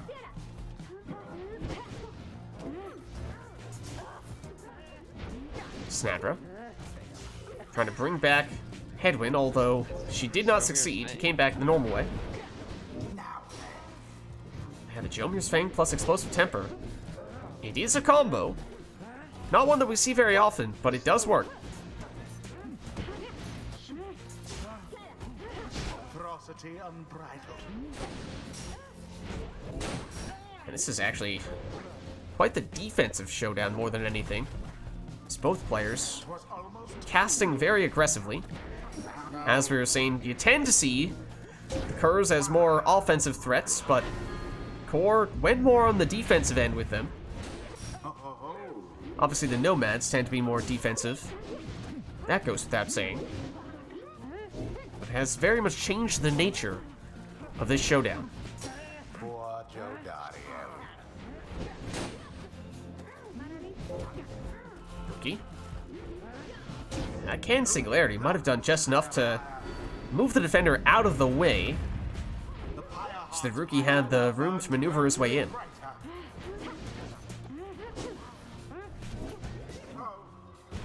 Titan Tooth, stunning Core. Baylor wins it back. Moving in with Snadra. Not for long. What transpired there.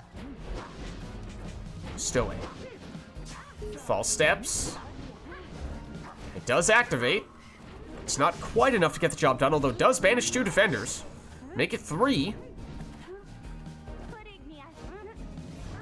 No comment. Flies true. Good.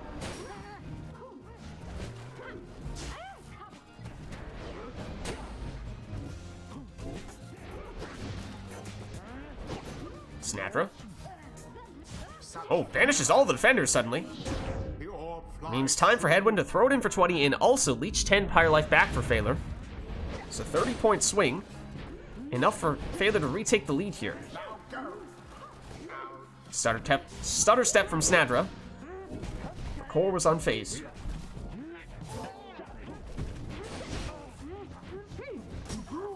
Shoulder smash. No can Singularity. Doesn't change much though. Snadra shoulder smashes the other defender, or rather Headwind this time. Now to the flame. Rookie. Causing some chaos. Phalar's still able to recover.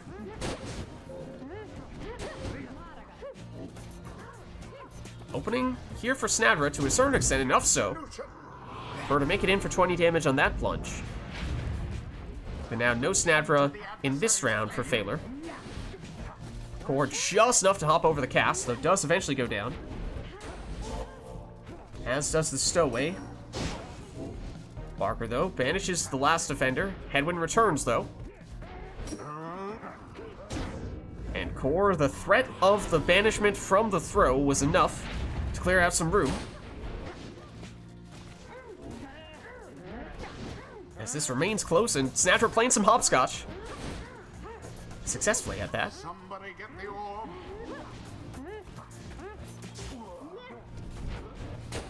Jody lines up the shot. It pins in the stowaway, but that should activate False Step. Taylor just far enough away, though, to avoid the gravitational pull. That was the last of them. Time for the full 30 damage from Jody, and that drops Core down to just 10 Pyre life. What's more like Thaler that? does have some leech. I don't recall as whether Core does, though. I don't think so.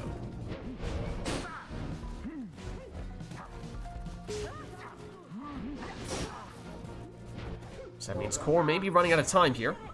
As Thaler just needs one score. Oh, and the can singularity, perhaps saving the day, as that could have been the deciding play. Or banishing throws, but Thaler recovers.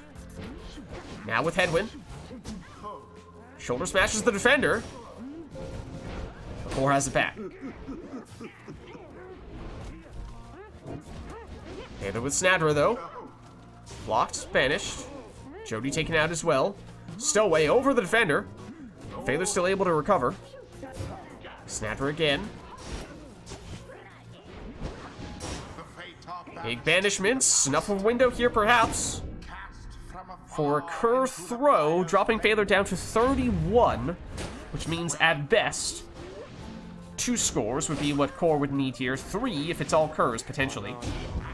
But there is the deciding plunge. Fate prevailed. It's such a well-conducted victory it was. The rite is done. Thaler says, don't ever rule me out. Alright, well played, you two. GG. Until the stars align.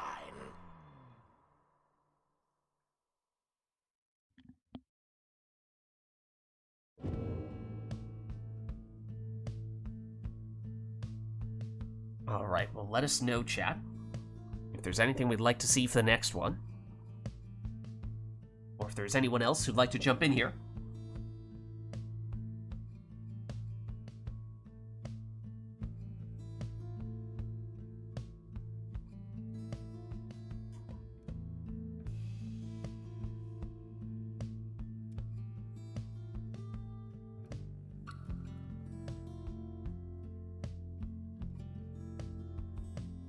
Phalos is just about ready to swap out. Do we have anyone to take Phaler's spot here? Because if we do not,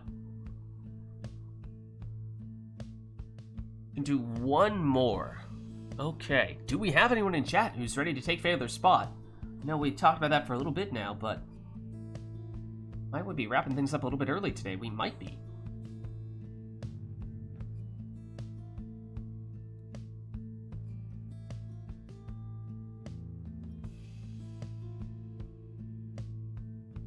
Unless we have someone to take Phaler's place here, this might need to be our liberation rite.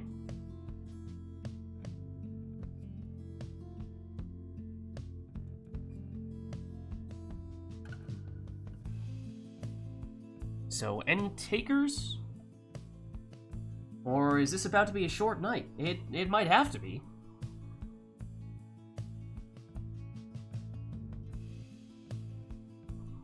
Starting to look like it might have to be. Roars can play some. Okay. Too many students prepping for exams. That may be the case. It is that time of year, I'm afraid. But yeah, Force, if you are available to jump in after this, then maybe that means we can have Phaler and Core in for one more, and then have Roars take Phaler's spot after that, and yeah, we still have a little bit of time to do a few more matches with Roars and Core, if Core is still good to stick around for a little while longer. Around unless someone else wants to get in and get 2 hours. Okay. Alright, so maybe that's the plan then. So if there is anything we'd like to see for what looks to be the final matchup between Phaler and Core for the night, then let us know. And after that, we'll look to get Rorson.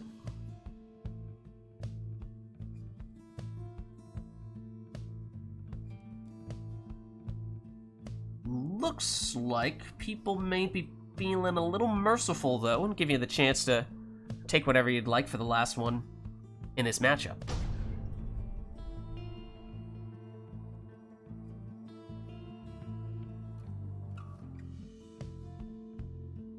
The Pyre hearts shall now face. Okay, and we are in the book for what might be the first time today, actually. Welcome.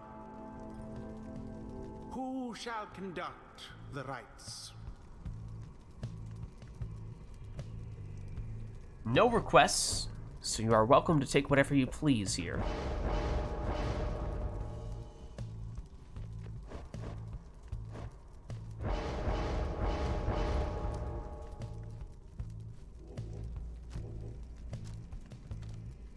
Oh, we have the Herald for the Song Press. Okay, we can get it for the next one, no worries. We can get it right when we get you in.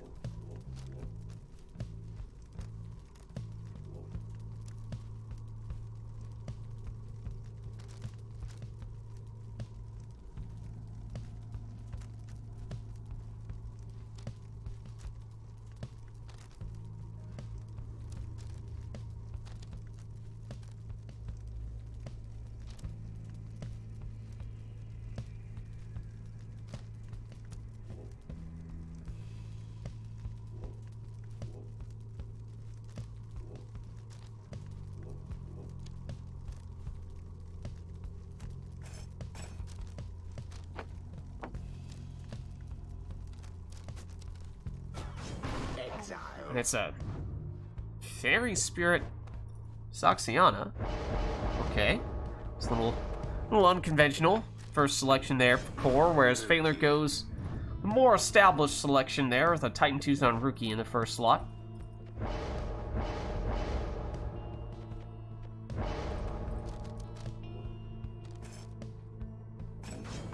Messenger. Web Lanthorn Messenger Imp, that's much more of a typical choice for Core there, and Phaler took a Cur in slot number 1 and has done so here in slot number 2 with a Prayer Bead Stalbert as well.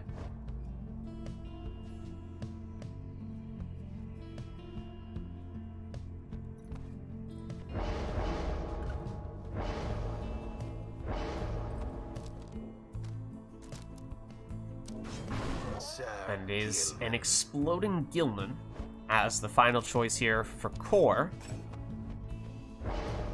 As for Phaler, he goes Web Lanthorn with Raji, so not triple Cur, double Cur for Phaler, but there's the Titan Tooth. Stunning Core, although there's stunning Claim, stunning everybody. But Phaler's still able to weasel his way around and in for 20 damage from his Prayer Beads Cur, and following it up here with a 20 damage Cur Plunge as well, though on that occasion, that was the Titan Tooth Rookie. So he's now gone for this round, but here's once again the Prayer Beads Dalbert Cur plunging, and so Phaler's still at full strength now. The fire of resolve. And we tend to see Phaler do this with triple Cur, but as he is now demonstrating, can still work with just 2. Titan Tooth once again stunning Core, setting up the winning plunge. The fate prevailed. And what a crushing victory it was. GG. Thus end this night's proceedings. Alright, let's head on back. Until the next rite.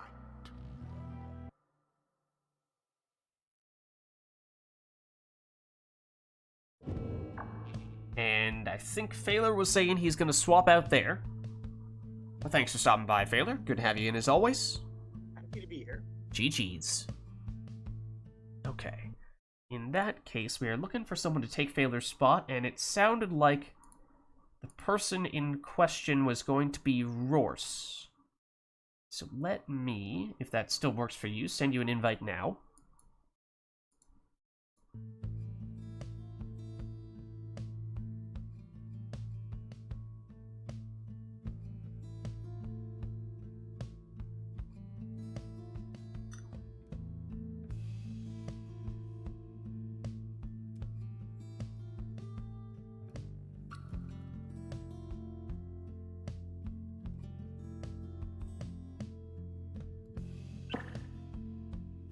Alright, nice.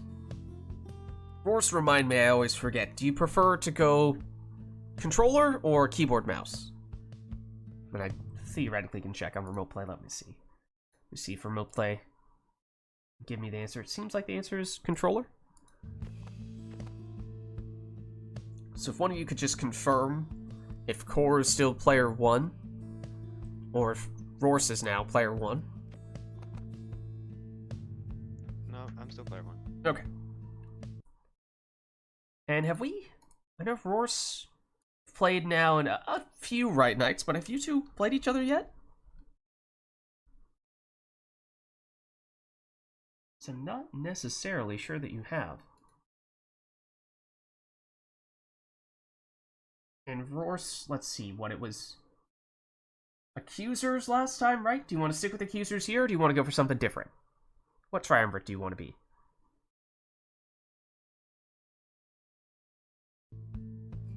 What's your preference for Triumvirate?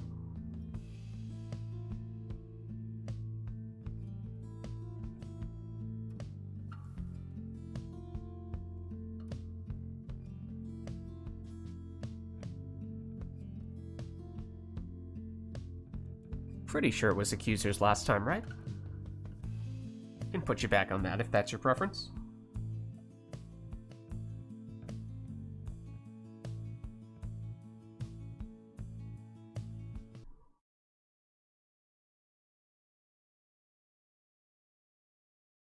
Stick with Accusers? Okay, gotcha. Gotcha. Alright.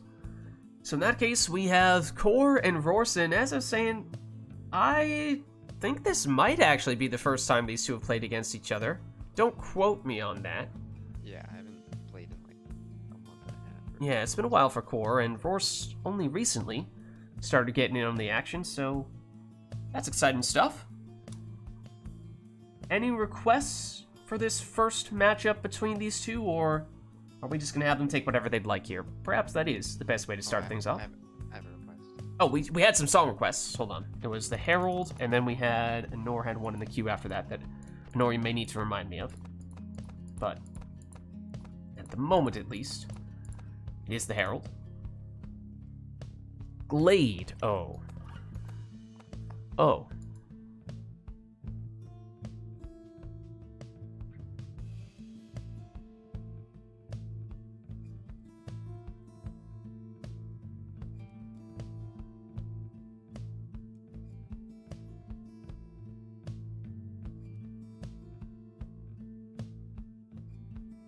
Okay. Looks like that's all. So let's get started.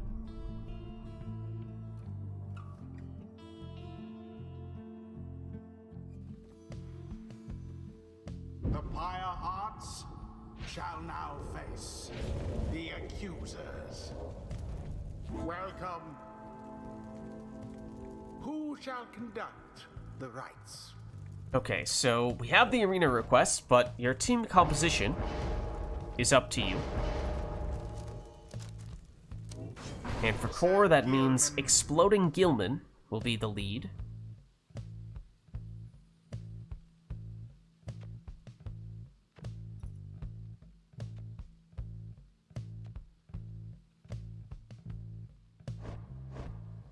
Oh, does Rorse have the curse of the floating controller now? Uh-oh. Maybe not. Looked like it for a second there.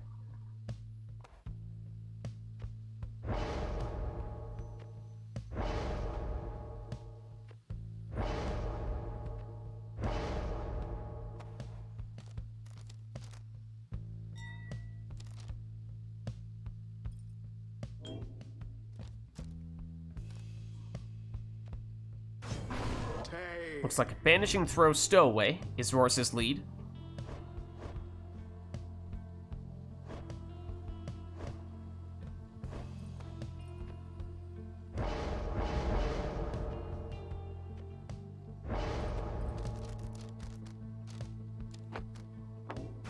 Core goes for extra starting Pyre Life on Snadra.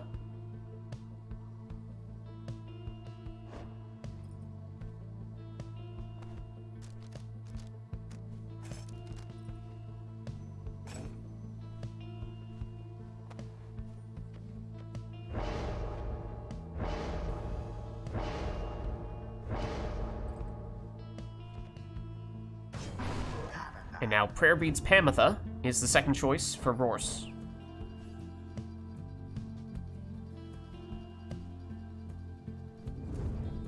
Core. Like looking in a mirror. Because he is also taking false step here. Along with little canned singularity.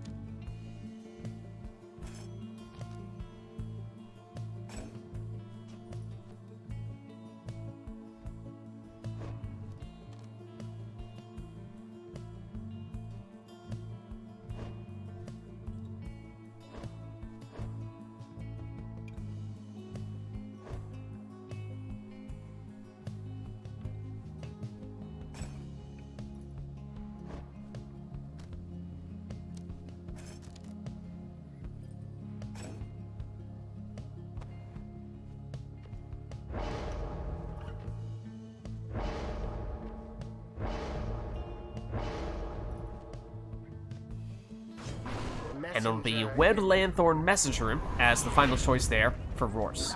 Now here we go. In the first match ever between Core and Rors, Core getting us started with a Worm Throw for 10 damage. Rors, good defensively with Messenger in, but has lost the other exiles. At least until the Stowaway returns, and she does, but she quickly goes down. Pamitha has come back though. Core's quick. Plunging in here for 20. Ooh, and anticipated where Core is looking to go there, but not quite enough on that cast to take out Gilman, at least not initially. Snapper. Dodges Pamitha, not for long though. How very sad for the Pyre hearts. Source making moves. Taken out, but now has a dangerous portal. Core, once again, just barely sidesteps the Harp cast. But has extra damage, actually, on that Worm Throw. Follows it up here for 14 from Gilman. Snapper. Hops, or rather the Stowaway hops, but there's the false step activating. So back she goes. Everyone was stunned except for the Stowaway, so she had time for an uncontested 20 damage throw. Go on, just once more. Stowaway, thinking about it here, does activate the false step. Although Core does not go for the stunning claim on that occasion. Although huge can singularity action there. Wow. Another banishment. There's another false step on that occasion. Looked like it might not have even been on purpose, necessarily, but it happened nonetheless. Alas for Tay.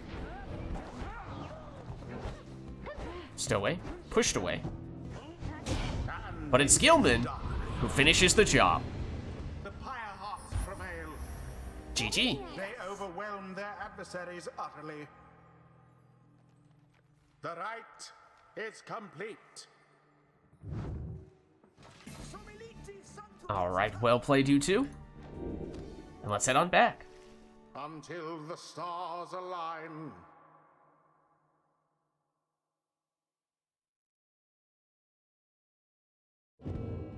Let's reset our arena. We did have a song. It was the one that Honor requested, right? But I'm going to need to go back to double check what it was.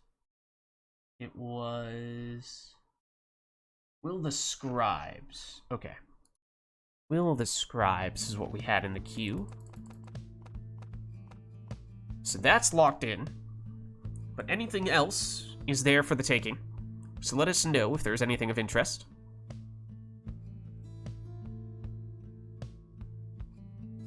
Core also volunteering to swap out here if anyone is interested in taking his spot. If so, let us know.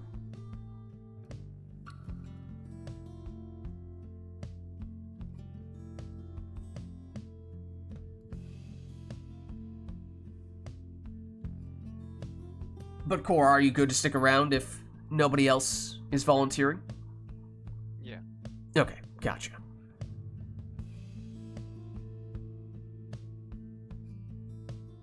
And not seeing any requests outside of the song here. So it looks like that may be all.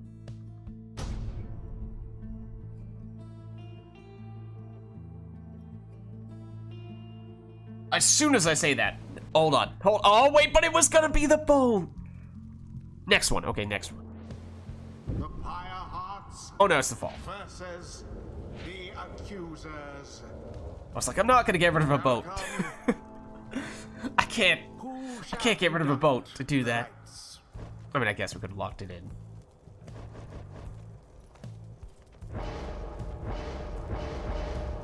Alright, so no requests for this one. There will be for the next one. Next one will be customized outfit. This time it's up to you. I think that was, what, a Luminous Idols Oxiana? Is that what Core just went with? So she will get full stamina when she picks up the orb.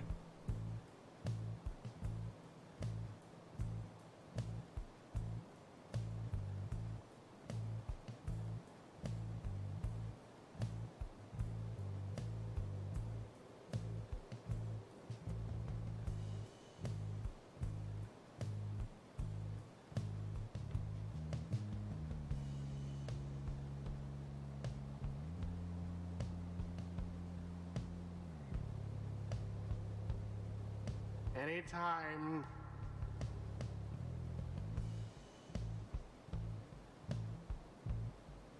Rorse, pondering.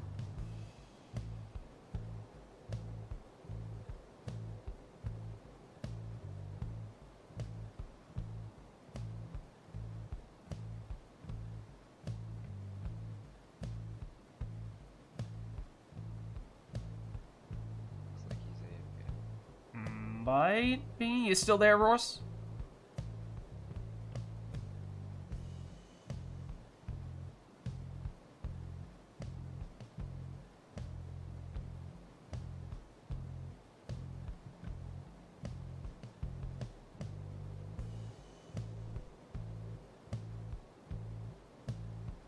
May have jumped the gun a little bit and jumped into the shimmering pool there. I'm afraid, Rorse, that does not work if you've not won a liberation right. You've learned that you must wait for that to happen before doing so. Otherwise, side effects may vary, but they may be severe.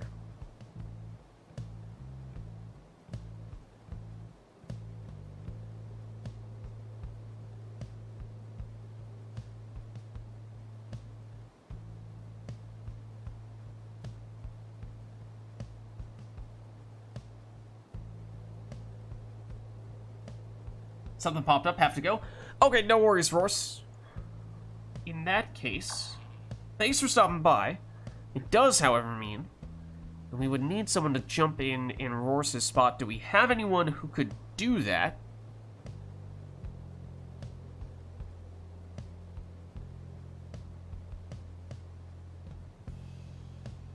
As it seemed as though most people who were available had already jumped in. Now, Nor, I know you said that you have important stuff going on. So if you are unavailable, don't want to force you in here. It's just 1 a.m. Don't worry about. Okay. Okay. If you insist.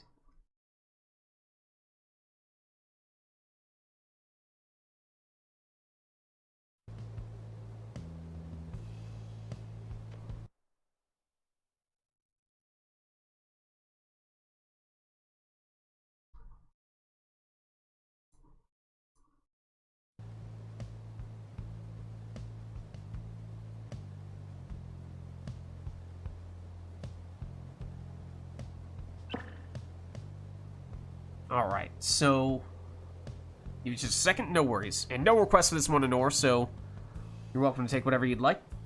Need to connect controller, no worries. Yeah, then we shall see if remote play messes with us further and swaps around who's player 1 and player 2. Hopefully not, but we'll see.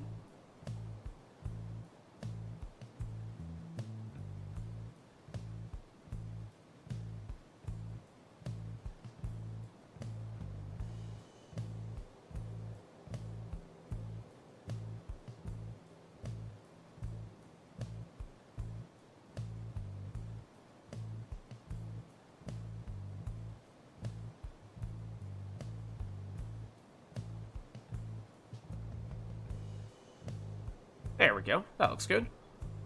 And assuming that's Anor, that would seem to confirm that she is player 2, as we'd hope she would be. So yeah, it's a Luminous Idol Zoxiana was the lead that Core went with there. I just realized I didn't get Fell Swoop. Lovely. Again.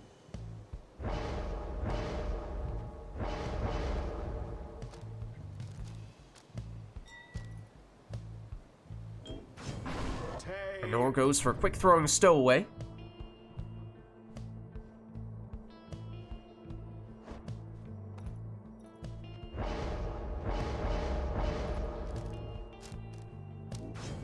Messenger in. Core goes for...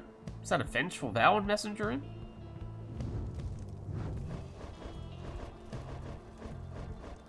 It was. Like.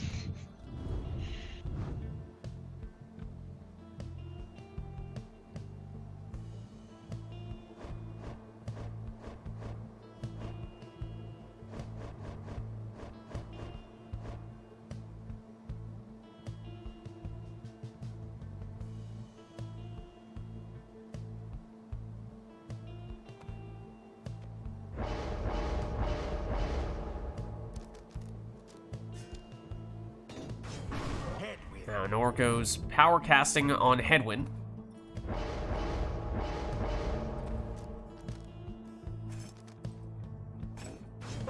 Ignarius. Speedy Ignarius is the final choice for Core.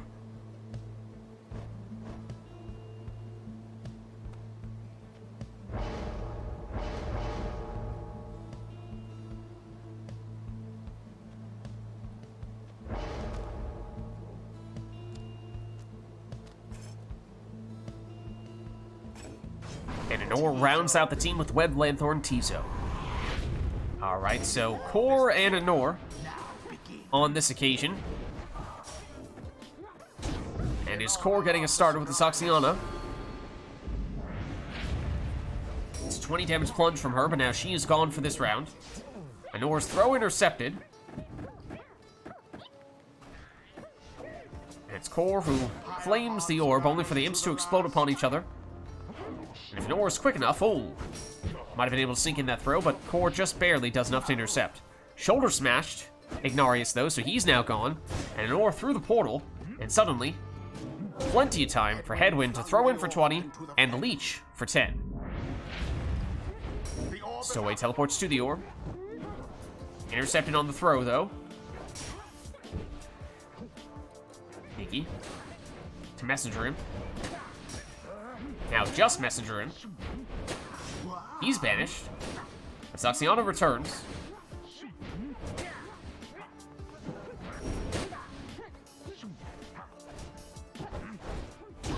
And does just enough to make it in for 20 there. But once again, no prayer beans means no Zoxiana in this round for Core. Stowaway on the run. Core in position to intercept, though.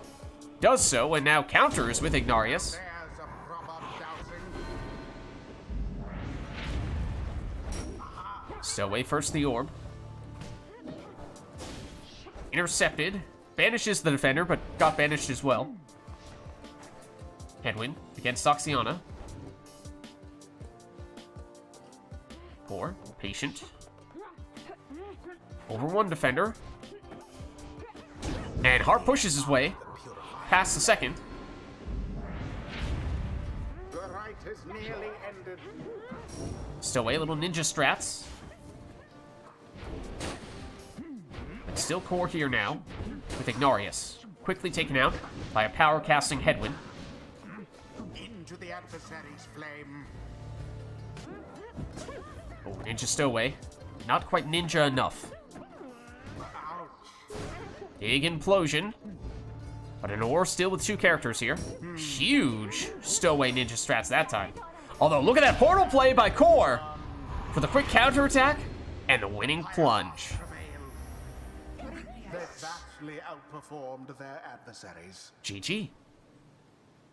The rite is ended. Alright. Well played, you two. Let's head on back and let us know, chat, if there's anything The next rite.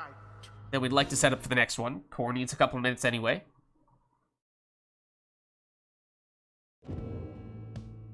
believe we are now through our song queue. So we're fine there. If there is anything new that we'd like to hear, then that is something we can make happen immediately. It's also perhaps an opportunity to throw a curveball in Core's direction while he is away, but we shall see about that.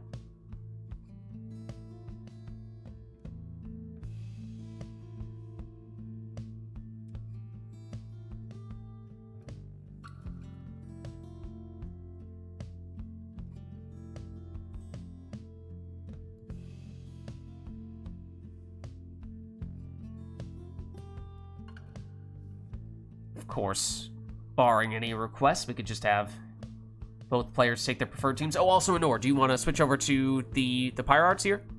Or rather, the Nightwings here? We could do that, I suppose. Assuming you don't necessarily want to stay on the Accusers. Although, I don't know, maybe you do. True Nightwings today, okay.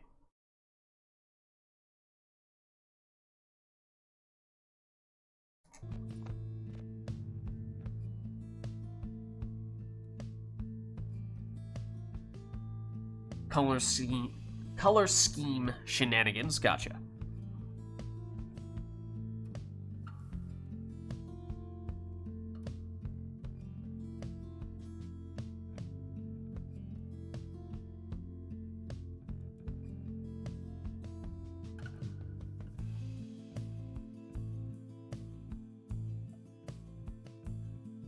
And I know it was already getting a little late for you, Nord. You have stuff going on, so don't want to hold you hostage for too long here. Do you need to head out in the relatively near future? Should we be looking at making this the last rite, the second to last rite?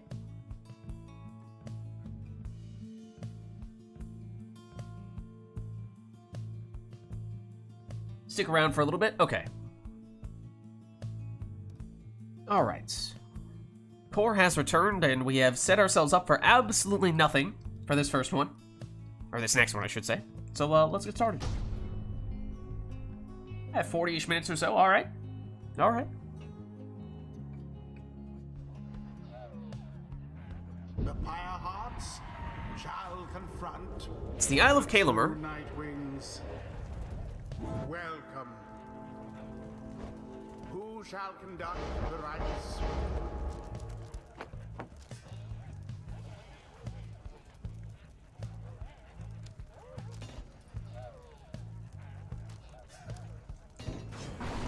And Core goes for power casting Snadra. Going there, picky.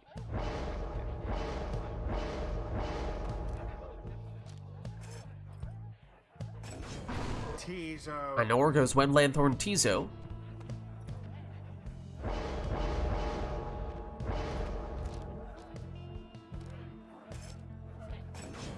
Messenger. Core does Wendlanthorn Messenger him.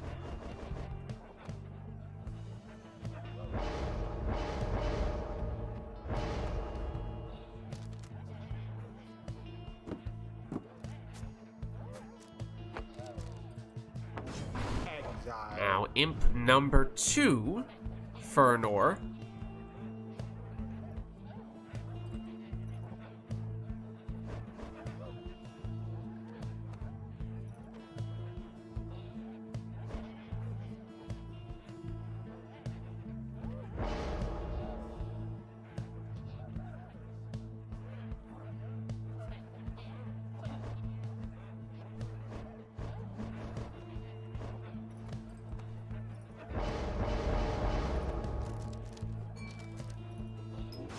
Exile. Core finishes with a saluting and leeching Saxiana.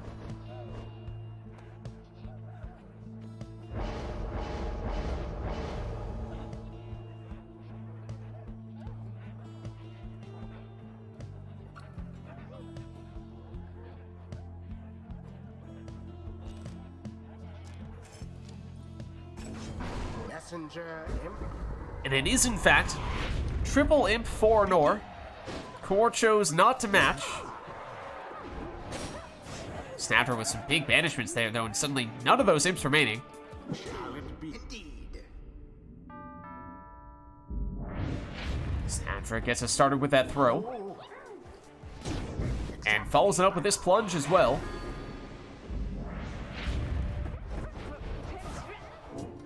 Now Zaxiana's turn. And Shihar pushes her way through.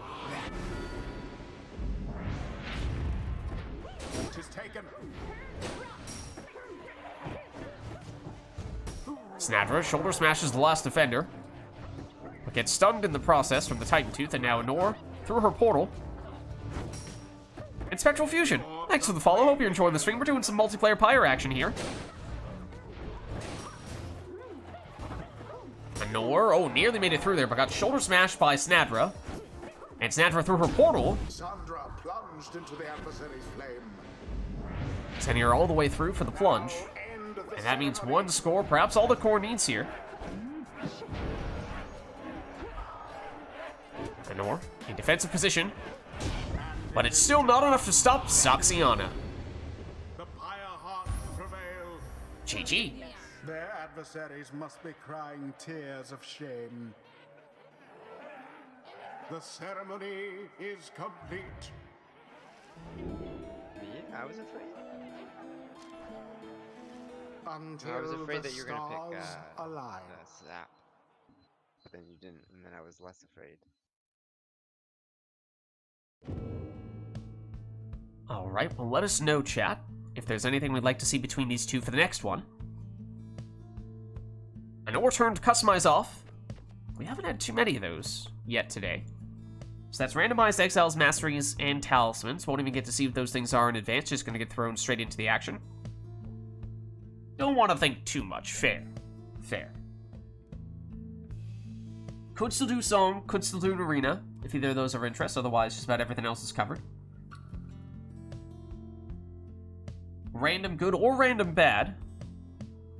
One thing is for certain, at least one person will have a Cursed Talisman. That much is a pretty safe bet.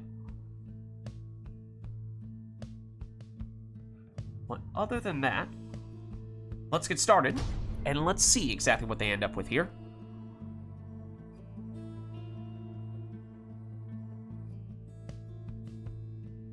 The Pyre hearts shall take on. Right, it is the true Demon, Nightwing. Savage, Worm for core. It is Demon, that might even be Orlek for Nor. No, it's Visboleth for Nor. Savage, and Imp to round out her team. They're checking their skills, seeing if they have any of those saluting masteries. That was a Moon Crest on, I think, one of the Norse exiles there. Might have been Ulmer. Here he is. He's blocked, now banished. Stowaway. To Visboleth, who's on both teams, as it turns out. A Titan Tooth on Visboleth. Oh, goodness. Pyre is the That's a pretty big deal for core, although Nor has humongous starting Pyre life. Some of that must have come from the Talisman as well as the Mastery from Visboleth, but now it's an Or. Plunging in for 20 with Ulmer. No prayer beads on him, so he's now gone for this round. Anor does have the Imp salute. Of all the salutes, I'm sure that's the one that she's most pleased to see that she has. A false step on the Stowaway for Core, who jumps in for 20. And what was the source of that infinite stamina that we just saw? Because that was presumably coming from a talisman of some variety. Sounded like a moon drop. Anor does also have the Savage salute there, as you're seeing right here, with Ulmer. seemingly unfair. Infinite stamina on Visboleth. Now that's a pretty big deal, because it does make Visboleth very speedy.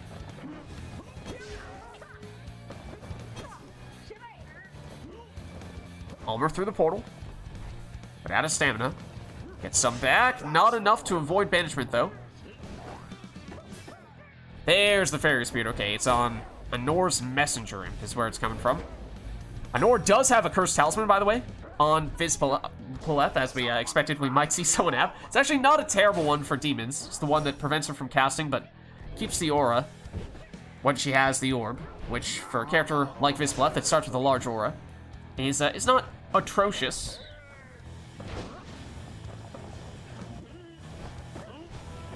Core tried to fake an aura out, but she wasn't falling for it. Here you see, still the aura, even when an aura's in possession.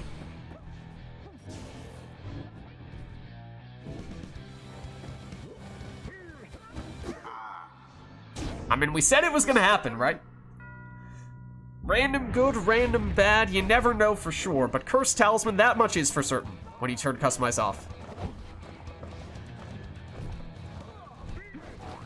Ooh, Core sneaks through there, plunging for 15, and with all that extra starting Pyre life for an ore, only now does Core get an ore below that 100 threshold that players usually start with. There's the false step on the stowaway, and that sets her up for a sneaky little plunge there for another 20. A show of strength from the Fate's opponent.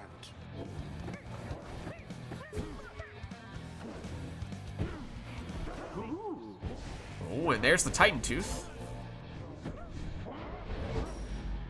There's the Black Claw, the Cursed Talisman, which... that's the downside of it. No casting. Nor messing around with the Absolute, but hey, it worked. Can't knock that.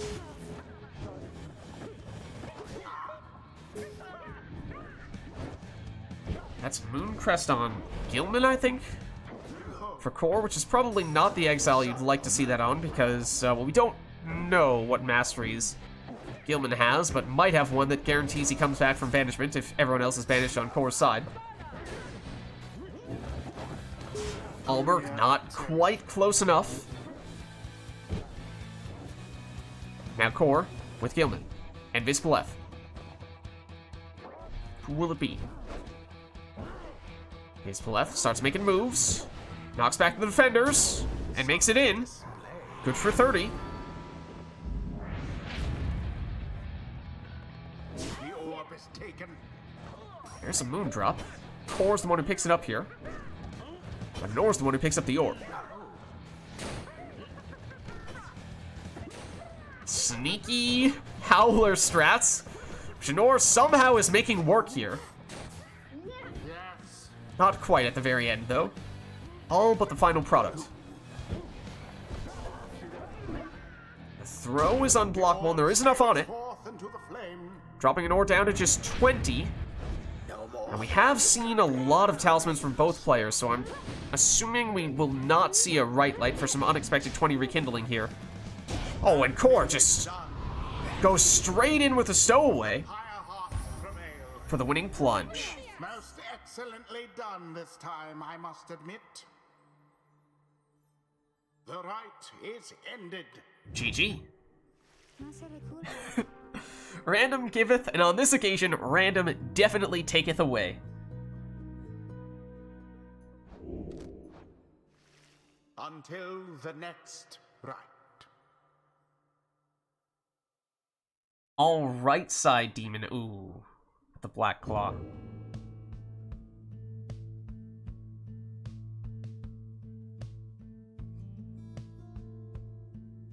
Wait, Imp had hangover effect?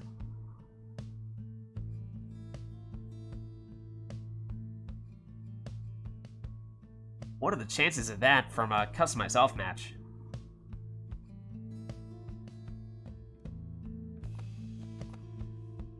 We'll turn customize back on, unless of course that's something we want to reactivate here. Ah, yeah, you had Tailored Crest on him last time? Wow. Okay, well, Lenore says, hold on. Hold on just a second. Let's try that again. Okay, so we could still do Arena, we could still do a song, but otherwise, Exiles, Masteries, Talismans, all accounted for here.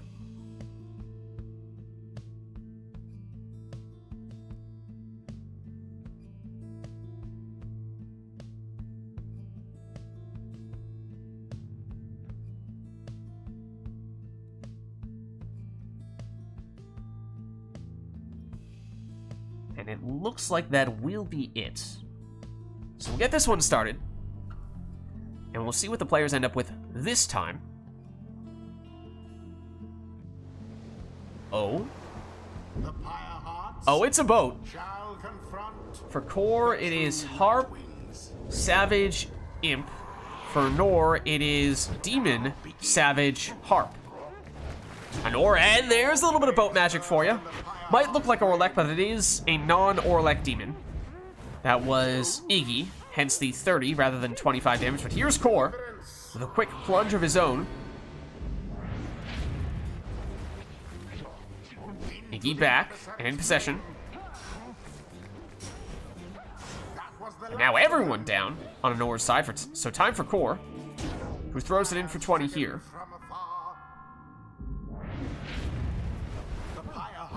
Iggy won it, but taken out. Pameth, whoa! There's a little harp boat magic for you. You don't see that very often. At least not to the extent that we tend to see boat magic of other varieties. Oh, Honor checking to see if she had that Savage Salute, and she came up empty on that occasion. How very off. Iggy checking for the Brazen Manor, and he does have it, and there's no one to defend. So Honor plunges for 40, and now 1 score, suddenly all she needs. No Ignarius for this round. That is perhaps a trade-off she is willing to take. Dangerous portal for Core here, but may not need it, as he's right next to Honor's Pyre, and throws this one in for 17. He is now back. But for Honor, just about any damage would do. Iggy, certainly fine, but Brazen Manor would definitely be overkill. And nearly snuck in there with Pamitha. And now just the Stowaway back defensively. That's not really the position she wants to have the Stowaway in. Defense, not her greatest strength, and now it might even be possible for Core to finish this one. Tamitha should only have 20 damage, but there's a chance, if that is an offensively spec'd imp, that Messenger Imp might actually have enough to get the job done here with 1 score. We'll have to see. Well, here he is, but he comes up short.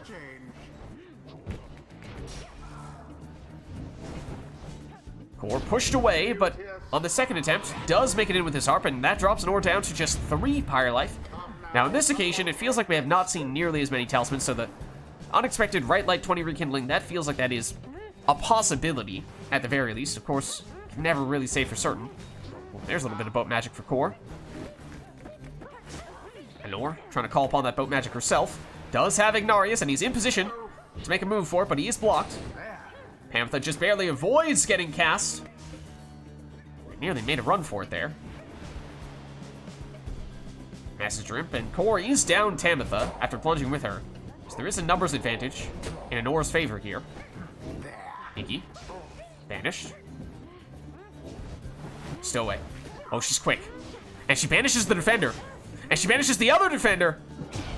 And it is done. And seals the deal. The Pyre Heart prevail. GG. Or you could say they managed to avoid defeat. The rite is done. A little bit better that time around. That was a fun one. Until the next rite.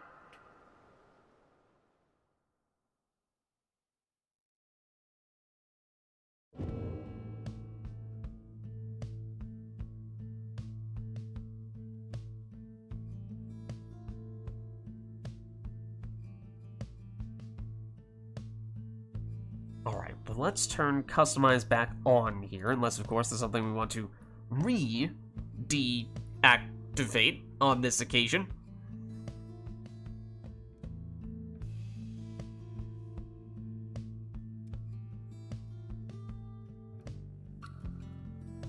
Feels good to be back. Well, good to have you back.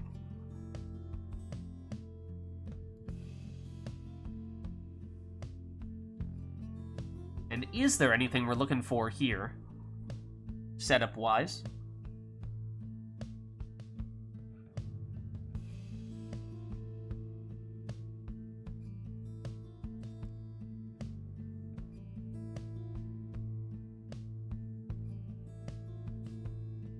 Talon Sheath is the song.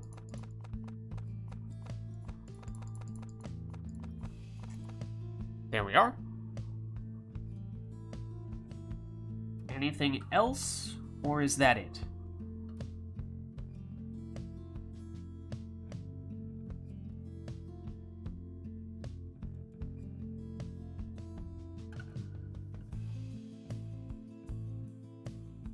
Looks like that might be all. So we'll get this one started then.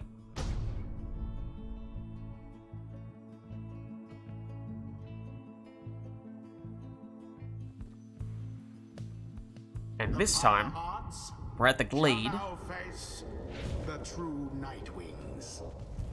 Welcome. Who shall conduct the rites?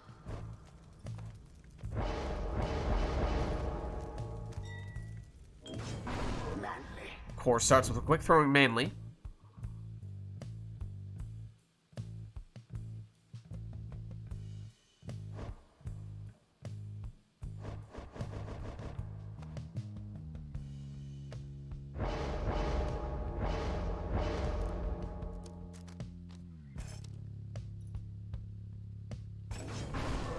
Nor starts speedy Bertrude.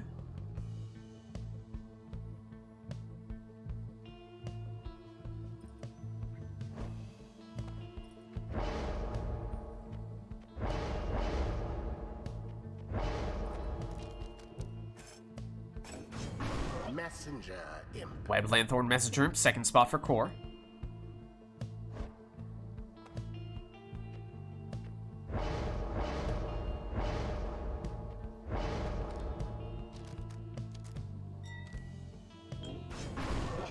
Then that may have been a meta Jody for a Nor there.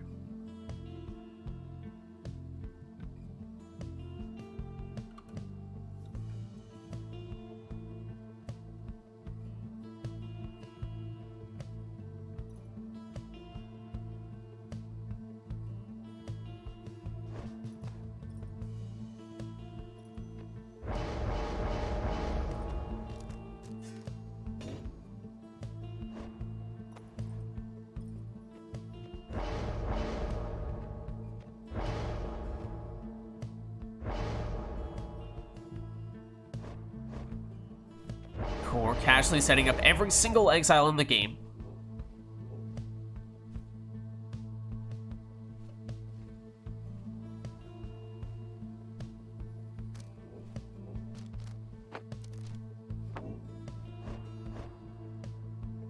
Which one will it be, though?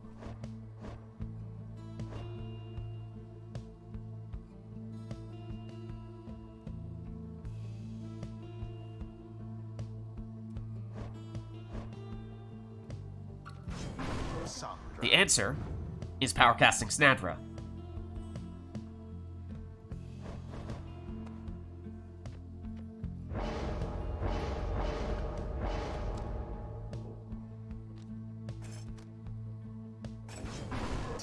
Web Lanthorn Tizo, final choice for Nor.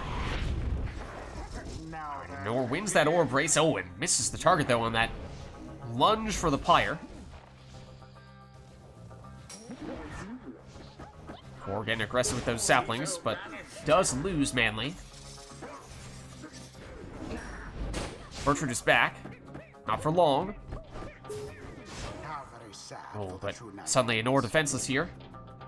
Time for Core, who chooses to use Snadra The Pyre Hearts are first to strike their adversary's flame. for a 20 damage throw. Bertrude, quick, but still falls within the aura of one of the defenders and goes down here. Now then. Jody uses that infinite stamina.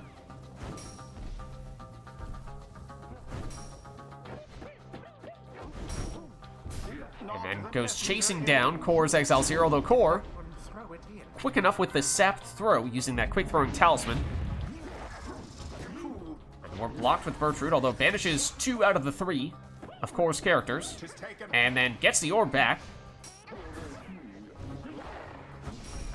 Here comes Jody. Oh! Defender there to slow her down, but with that Celestial Spike banished them. And then on the second attempt makes it in for 30.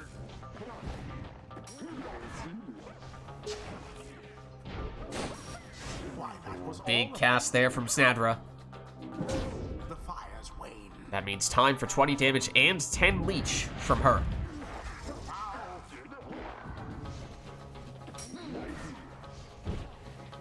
Manly. Chase down. Struggle all you like, reader. Snadra won the casting duel, but then chased down by Bertrude. Goes through the portal and does avoid banishment, I think. Ooh, and then Jody knocks back all the defenders. Put in. Suddenly room for Core. And suddenly that means 1 score, perhaps all he needs. Jody. Banishes 1 defender, but gets banished by the 2nd. Protrude. Banishes 1. Snadra eyeing the portal, but so is Anor. Through it she goes. Shoulder smashes, but still gets banished. Exploding Sapling takes out Bertrude.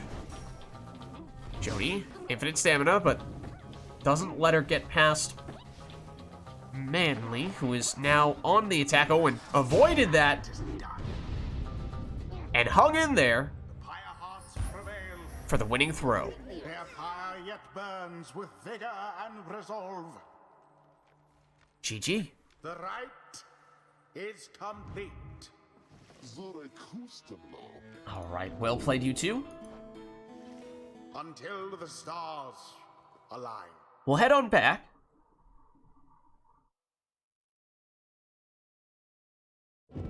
And let us know, chat, if there's anything we'd like to see here in what may end up being our penultimate rite, I'm thinking. In which case, this may end up being our last chance to get in any requests before our liberation rite, so if there is anything you'd like to see in particular, now is your last chance to make that happen. Let's reset our song. I don't believe we have anything waiting in the queue, so at the moment we are working from a blank slate.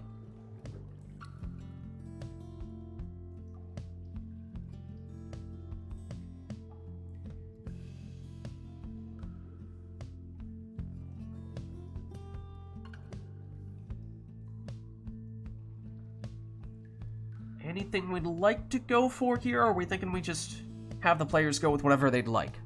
That certainly works as well. And so it seems that that is what we shall do.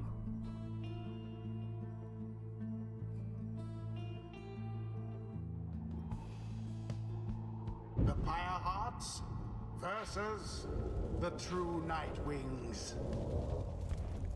Welcome. Alright, so no requests for this one. You're welcome to take whatever you'd like. The rites.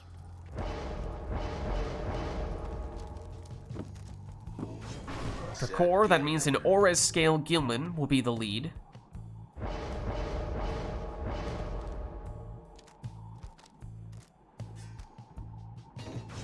Headwind. Whereas Anor chooses to start with a power casting Headwind.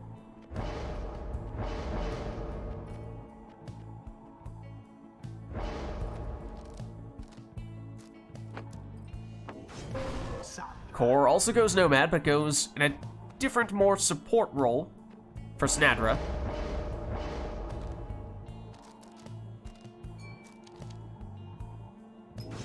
Oh. What do we have here? Some canned singularity action on Rookie.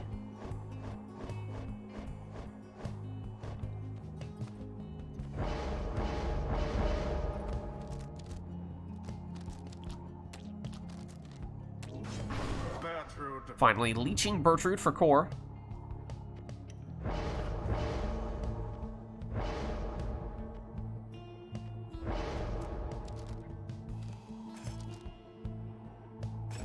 And Anor will go Speedy Jody. Alright, so no requests for this one. Both players taking their preferred teams, and we'll see how they match up here. Bertrude, does she have enough time? It would seem so. To get off that 30 damage unblockable throw. Or dodges that cast, as he does with that one as well. Headwind. Back to Jody. Jody down. Rookie down, although there's the lucky break. That throw is short. So here's Jody, avoiding that cast. Knocking back some defenders as well. But it's Rookie who makes it in here for 15. Means no Rookie in this round, though. Gilman, his throw a little bit short. Headwind. Jody, suddenly by herself here. Knocks back one defender, though. Vanishes the second. Banished all. Vanishes the other defender, and jumps in for 30. The Pyre heart seemed to be That means falling now down. no Jody for Nor, though. Unblockable worm throw, Gilman flung the orb into the which flame. Gilman executes for 15. Gilman once again here. Loops around, but unsuccessful on that attempt. Headwind one side, Rookie the other. He overshoots the Pyre, though. Headwind shoulder smashes the defender, but gets banished by the other one. And here's Gilman on the counter. He plunges.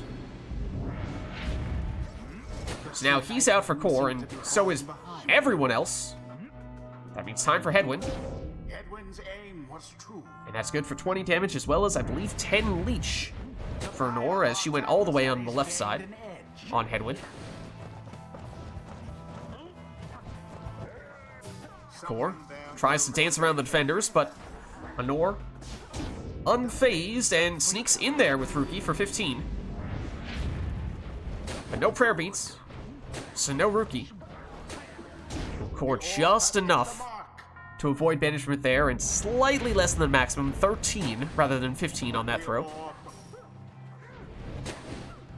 Snapper to Gilman. Gilman, not enough there. Snapper causes some trouble, though. Brings back a friend, Thoroughly banished. and banishes the entirety of Nora's team here. Core A true aim settles for thrust Gilman into here. the fire.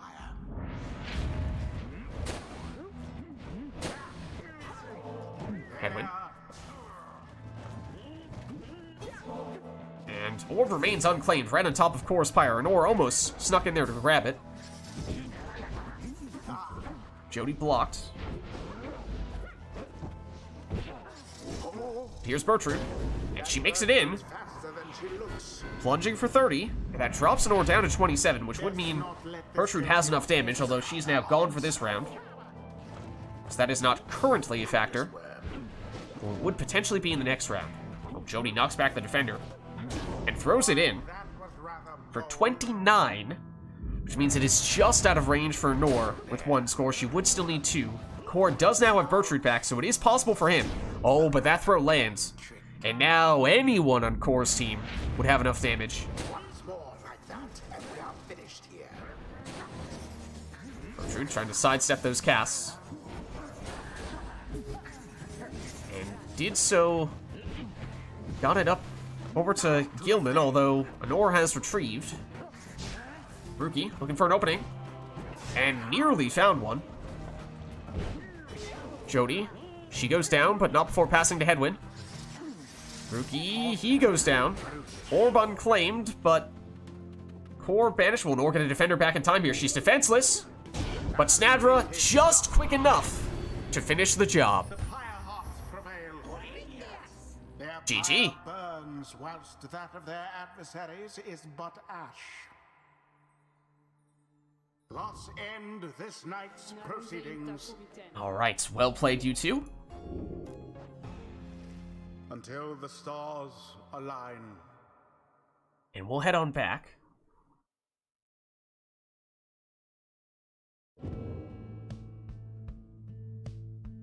Just a moment of hope, and it would have been bottled void as well. Wait, what is canned singularity as well? Oh, so close. But alas, I think it is now time. I believe that it is now time for us to enter the Liberation Rite protocol. So we'll be at the Fall of Solium. We'll turn on the Sermon and Throne. We'll go. Do we want to do? It has to be. Well, it could be Nightwings, Never to Return. It could be Old Never to Return. What do we think? What's the preference there?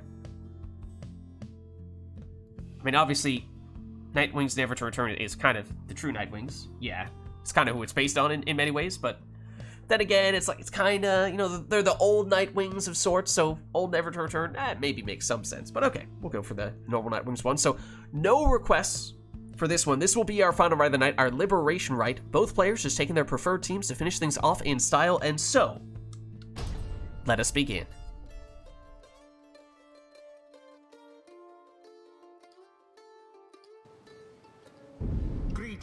exiles. You stand upon the fall of Solium. You shall take part here in a glorious tradition. The stars themselves shall be your witnesses. Pyre hearts, stand prepared. True Night Wings, stand prepared. Who shall conduct this rite? Alright, so this will be our final rite of the night, our Liberation Rite. No requests from chat, both players taking their preferred teams. And for core, that means Luminous Idol Zoxiana will be the lead.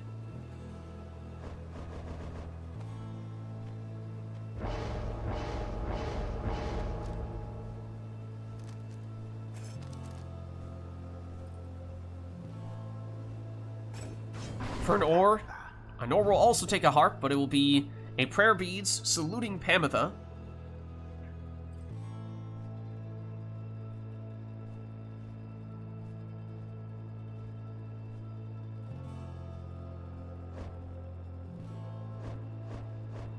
And the Jody hangover as well from taking Speedy Jody last time. An exile that might have otherwise been one of the Nor's preferred selections.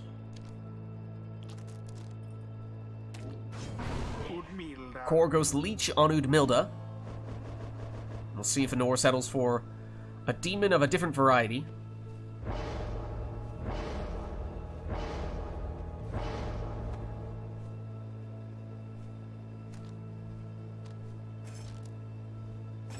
As she'll go for Speedy Ignarius instead.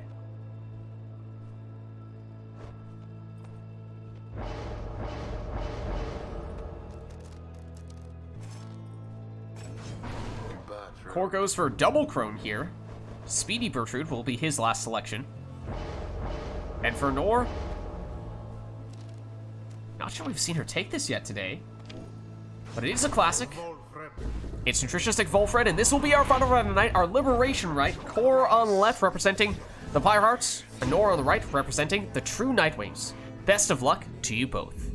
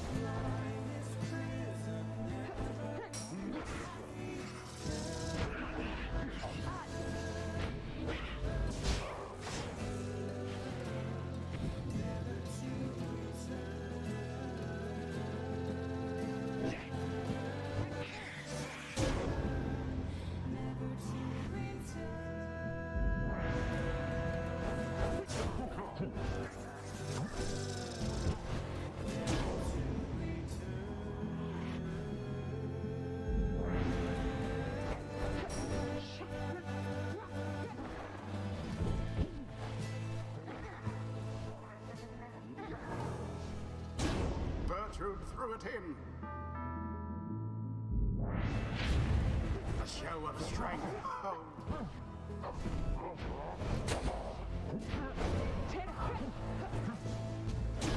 Oh my word.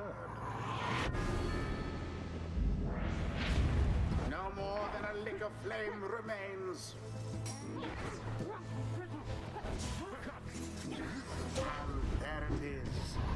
And there it is. Proved their worth. GG. Of their adversaries, the same cannot be said. Great game. Thus ends the Liberation Rite. But that was our Liberation Rite, our final rite of the night. So thank you everybody who participated in the rite today, and thank you everybody who gave us the request today in chat as well.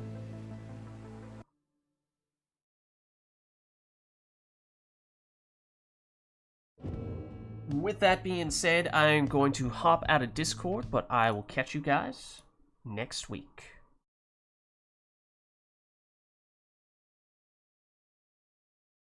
Alright. I'm not done with you quite yet, chat. I'm not done with you quite yet, chat. Let me just see. I think they both fled remote play. They did. Okay. But as I said, that was our final rite of the night, our Liberation Rites. Thank you everybody who participated in the rites today, and thank you everybody who gave us the request today in chat as well.